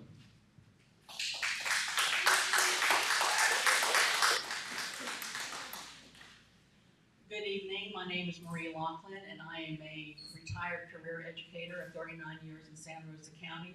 I actually have 40 years in education. I began as a teacher assistant at an international K-12 school in Venezuela, where I was exposed to many world cultures, which I found to be absolutely fascinating. It was a wonderful time in my life. I came back to the States and earned my degree in education and began teaching with our school district. I have been a student, a parent, having 3 children who have gone through and graduated from our school system, and a highly rated classroom educator. During the course of my career, I have been very involved in district level and school-based level committees. I was actually on the very first school advisory committee at Gulf Breeze Elementary School and was elected chair, and later I served as a teacher representative. My intentions as a school board member is to recruit and retain, expand our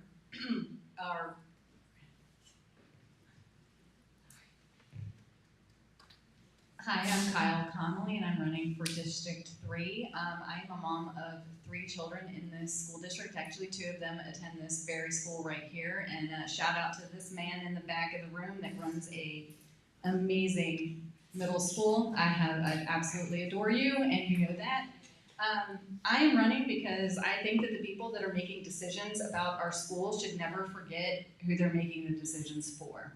And over the course of this campaign, I have talked to parents and teachers, and I'm constantly hearing that they are not heard. I have teachers and staff, they love what they do, but they are stretched thin. And they're exhausted. I'm not asking for perfection, they're not asking for perfection. I'm all for protecting what works and improving what doesn't. I'm the candidate that is going to challenge the status quo, and I hope you all show up on Tuesday and vote for me.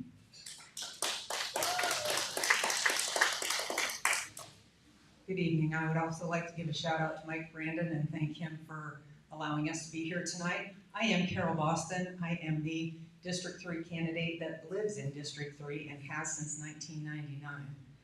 I'm not moving to take a seat. I have represented District 3 as a parent when we moved here. My kids are both alumni of Navarre High School. I served on school advisory councils, was a substitute teacher, subbed at every school in District 3, and most of them here in District 5. I serve on the Santa Rosa Kids House Board of Directors, and I am a member of the Gulf Breeze Optimist Club. There's a false narrative that I don't support teachers. I do support teachers. My father, father-in-law, brother-in-law were teachers. I have voted for every raise that the board has approved in executive session. I didn't change my mind when it got to impasse and support a special interest.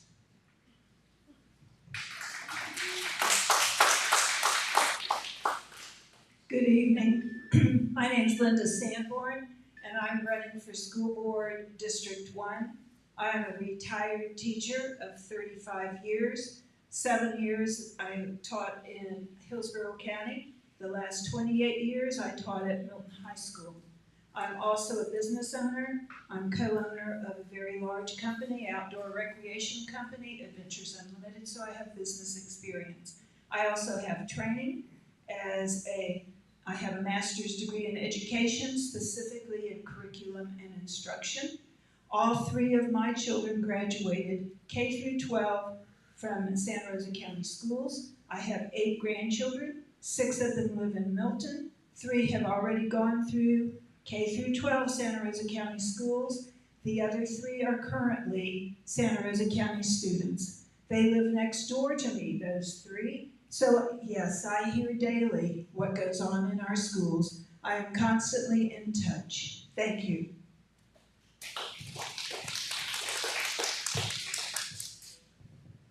Good evening, and thank you so much, Gulf Breeze News, for hosting this.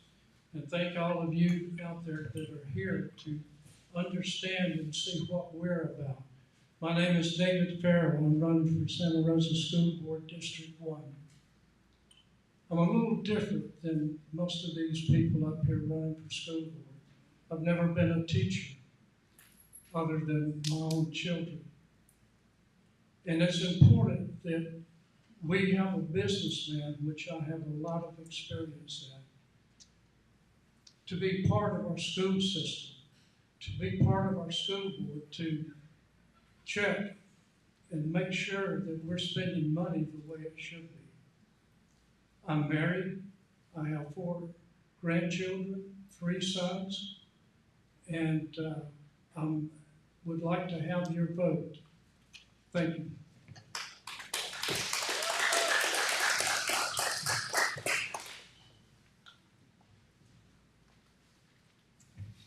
As the voucher program becomes more and more popular, the public schools are losing students.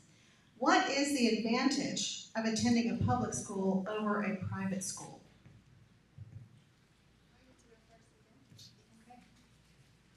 This is a great question, and I think it's super important that we understand that the roles of school board are changing as education is changing, and we have to be ambassadors to the community for the public school system.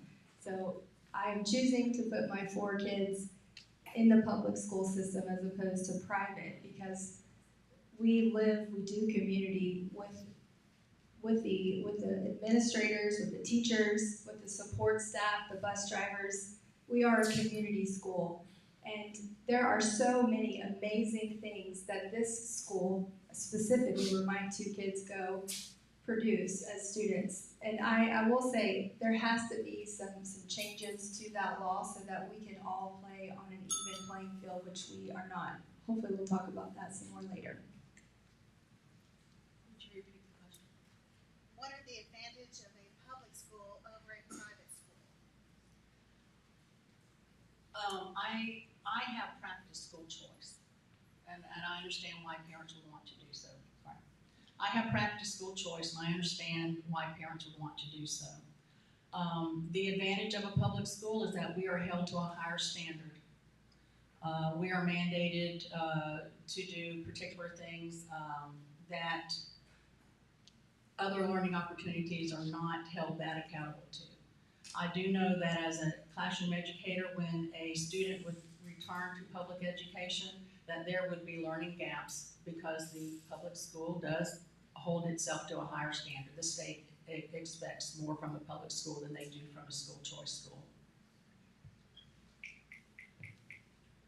I also took it, well, I didn't use a voucher, but I had a child that I homeschooled for the 2nd semester last year, and there's nothing better than the school district as far as academics are concerned. We have teachers that are working under extreme challenges. This week, back to school, they're operating in extreme heat as well. They are doing a phenomenal job, and I am the champion of the school district and these teachers and the staff. As far as IEPs and 504s are concerned, obviously if your child has some special needs, public school is where they need to be because they're going to get the support that they need from educators with degrees.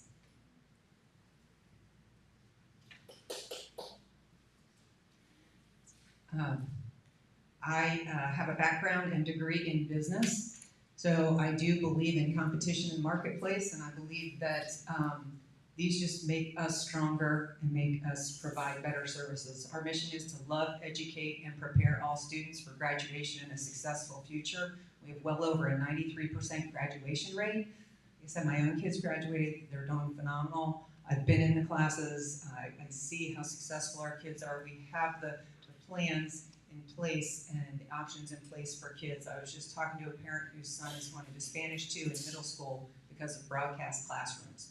That's something that private schools can't offer. I think it's incredibly important to note that public schools meet higher standards than private schools. But the other advantage to public schools is that we can offer many more opportunities than the private schools. We have AP classes, we have dual enrollment classes, we have high-level classes in all areas, and we also have CTE, thank you, industry certifications, thank you, Carol, that we offer to our students. So a student, whether he is college-bound or career-bound, he has more opportunities in the public schools.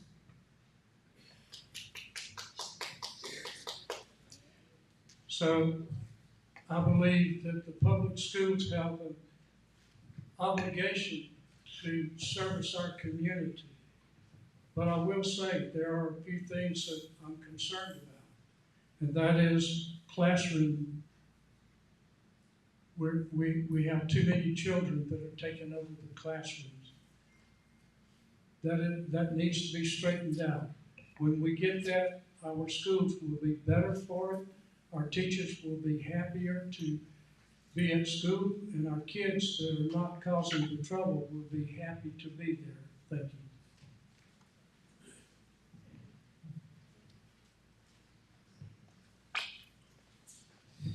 Okay, new question.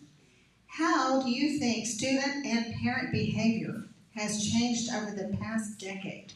And how can schools accommodate the new normal?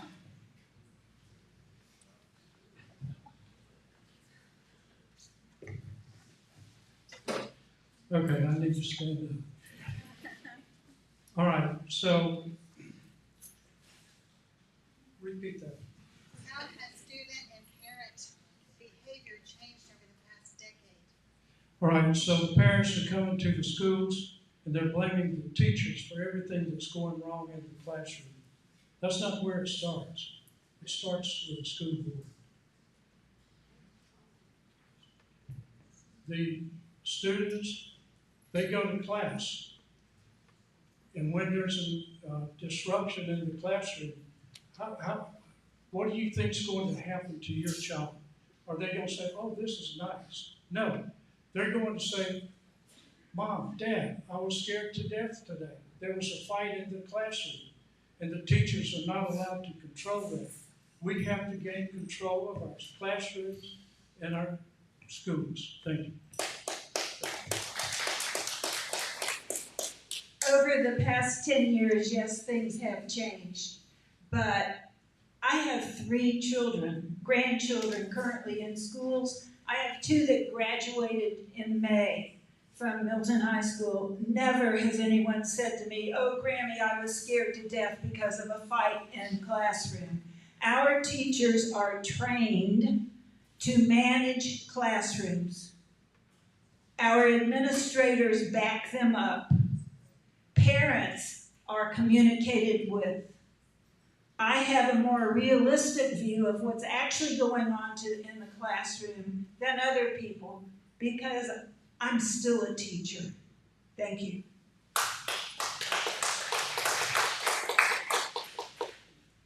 Yes, well, things have changed, but still, bottom line, it's about expectation setting. And we do that through our policy and our code of student conduct. And everyone has explained the expectations, and as Mrs. Sanborn said, our employees are trained, our administrators are trained. Much of that is set by the Florida law and the legislature, which we also follow. So our policies comply with that, and we implement those policies, and we do have expectations, and students are handled as need be.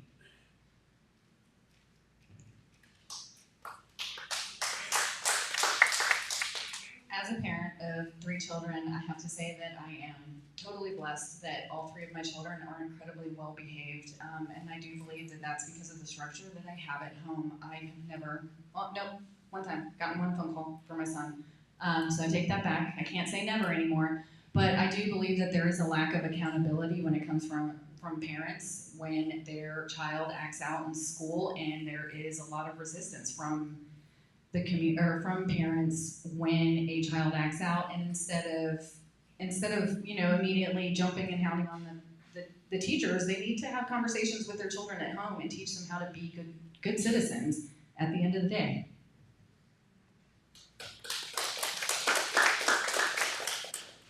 I think a teacher, well, I know that we're talking about discipline, but I was thinking that it was more communication. The communication between the parents and the teachers and the students and the teachers have changed, in my opinion.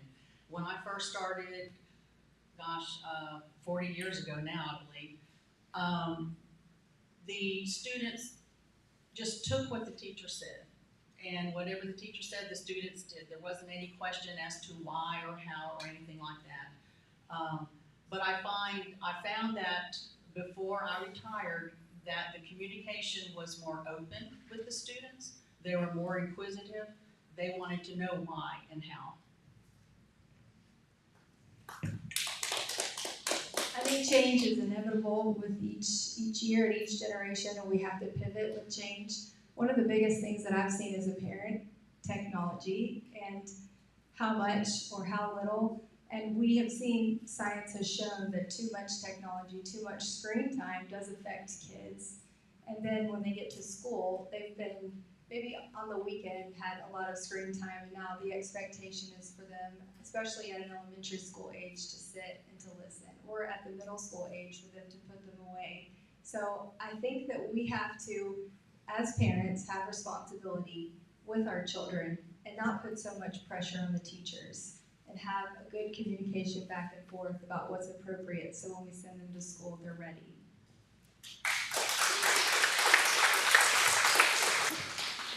Okay, this one is about doing business, the business of the school board. And the school board does make a lot of purchases every year. Do you think that the school board's budget should be spent as much as possible with local businesses than nationwide businesses?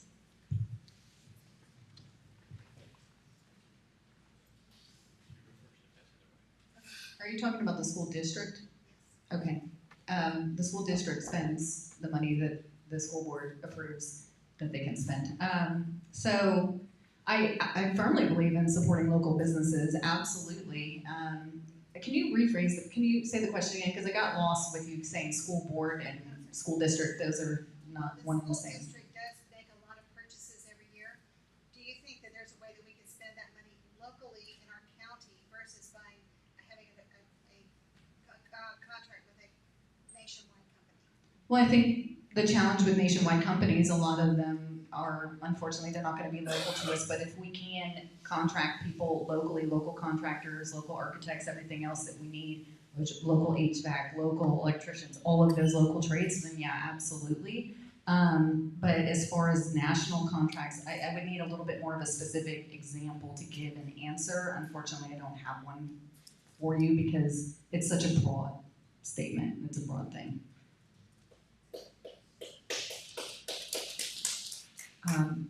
Well, again, we comply with the law. We need to put out an RFP for a large contract. I sat on the last RFP for the food service when it was time for that to come due.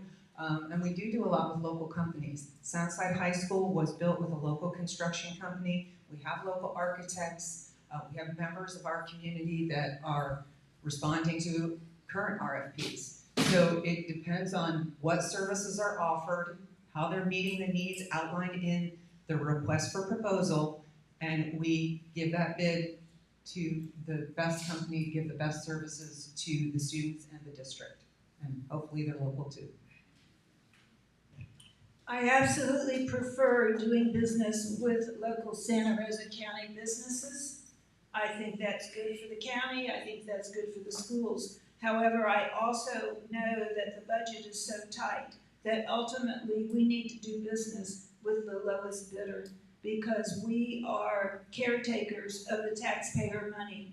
And preferably, the low bidder is a Santa Rosa County company, but we can't go with a higher bid just because it's from Santa Rosa County. We have to count every penny and be responsible. Thank you. So I believe whenever possible, we need to use local businesses because business is what really makes this community grow. Without our businesses, we do not grow. And I agree with Linda. Sometimes we can't go local because some of our local companies cannot handle as big of buys of materials that is needed for our schools. So go local when possible.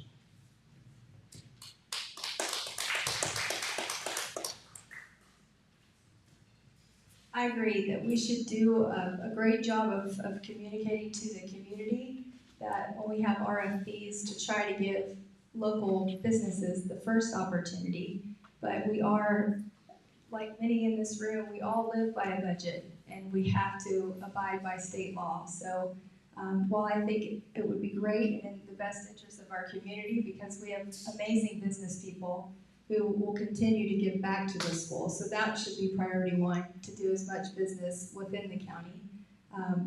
But like many of people who've said on the panel tonight, you do have to live within reason, within your budget. So sometimes that means going outside of the district.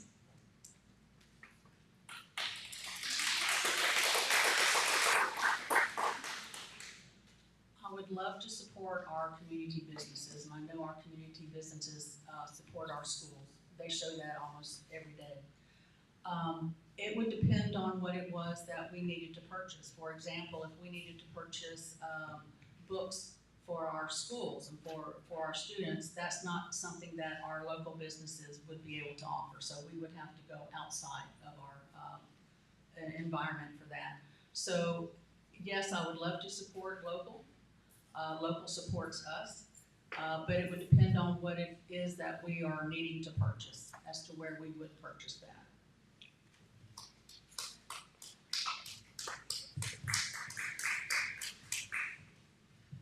You know, it's already 8 o'clock, and we said we were going to end this at 8 o'clock, but I will give everyone 1 minute to wrap up so that we can get an opportunity to find out what sets you apart from your opponent. Thank you. Let's get started.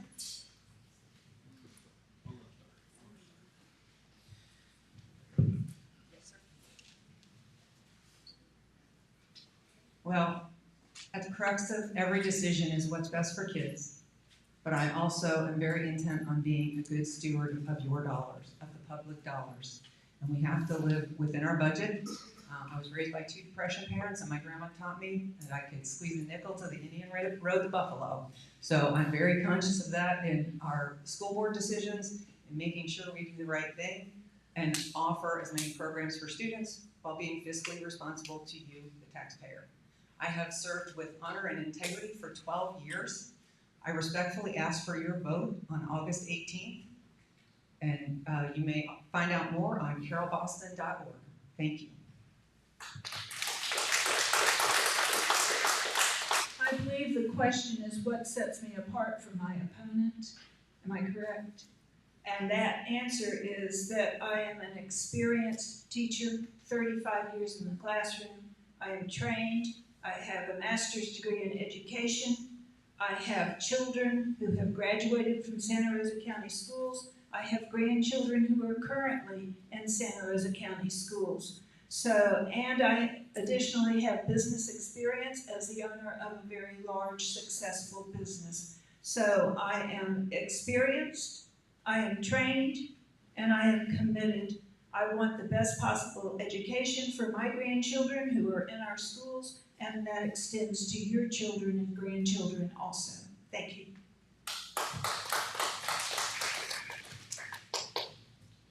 So I'm David Farrow, and earlier I made a statement. And it's important that we understand that our students are the most important asset that we have in this county. Because if they don't make it, they're going to end up in jail, on the streets.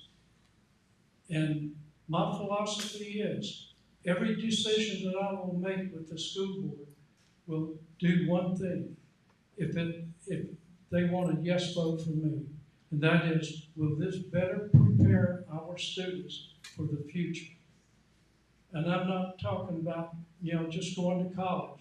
I'm talking about local college. And we need to make sure that our children are successful and have the ability to think for themselves and make good decisions. Thank you.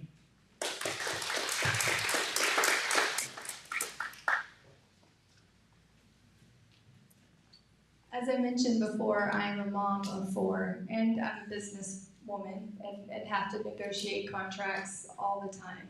But this morning I was in J, and while I'm asking for your vote for District 5, I look at children in J the same as Gulf Breeze, like I do my own children. And I want decisions to be made that benefits all of us. The ones who need the most challenging and the ones that are the most delicate, and all the way in between. And I think a parent's outlook is needed on this board, so I would be honored and I would request that you vote for me, Jill Roxton Tested, tomorrow, the next day, and on August 18th. Thank you so much.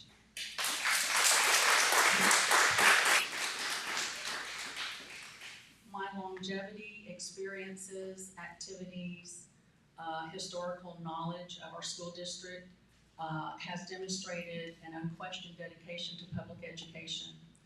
This dedication has been recognized and endorsed by several organizations in our local area. They have a vested interest in the success of our school district.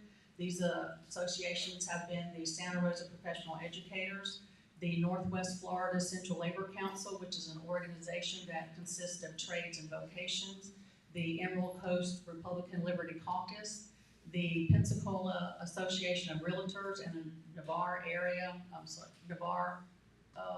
area. There you go. That they recognize my dedication. I feel that the endorsement that I need is from you, the voters of Santa Rosa County. So please remember me at the ballot box. Thank you.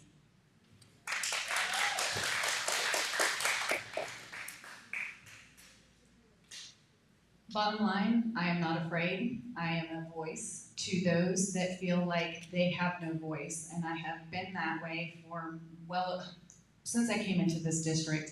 And I think that's what sets me apart. I don't stand down, I don't bend, I don't break. And I will do what's right for our teachers, our staff, our students, for our community, and vote for our taxpayer dollars, make sure that they are all spent correctly.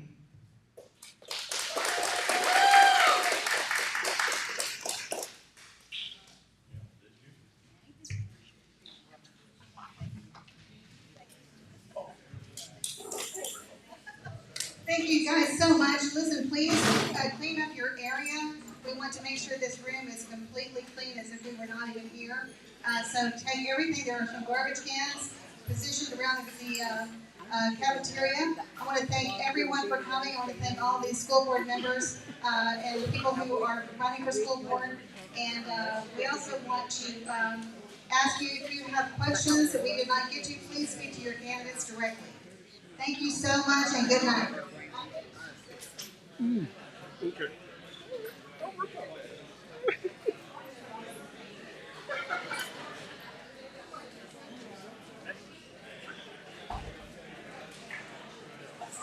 Good night, y'all.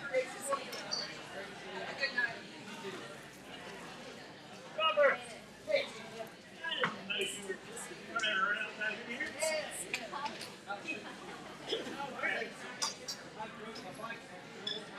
Oh, on Silverthorne? Yeah. Yeah, let's see,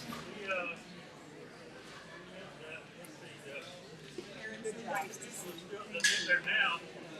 The girl was friends with them. All right, guys, let me let you guys. Nagging. They might have moved. Yes. Yeah, they might have. How are you? Good to see you. Right, we're in there. We were coming back here raising the kids.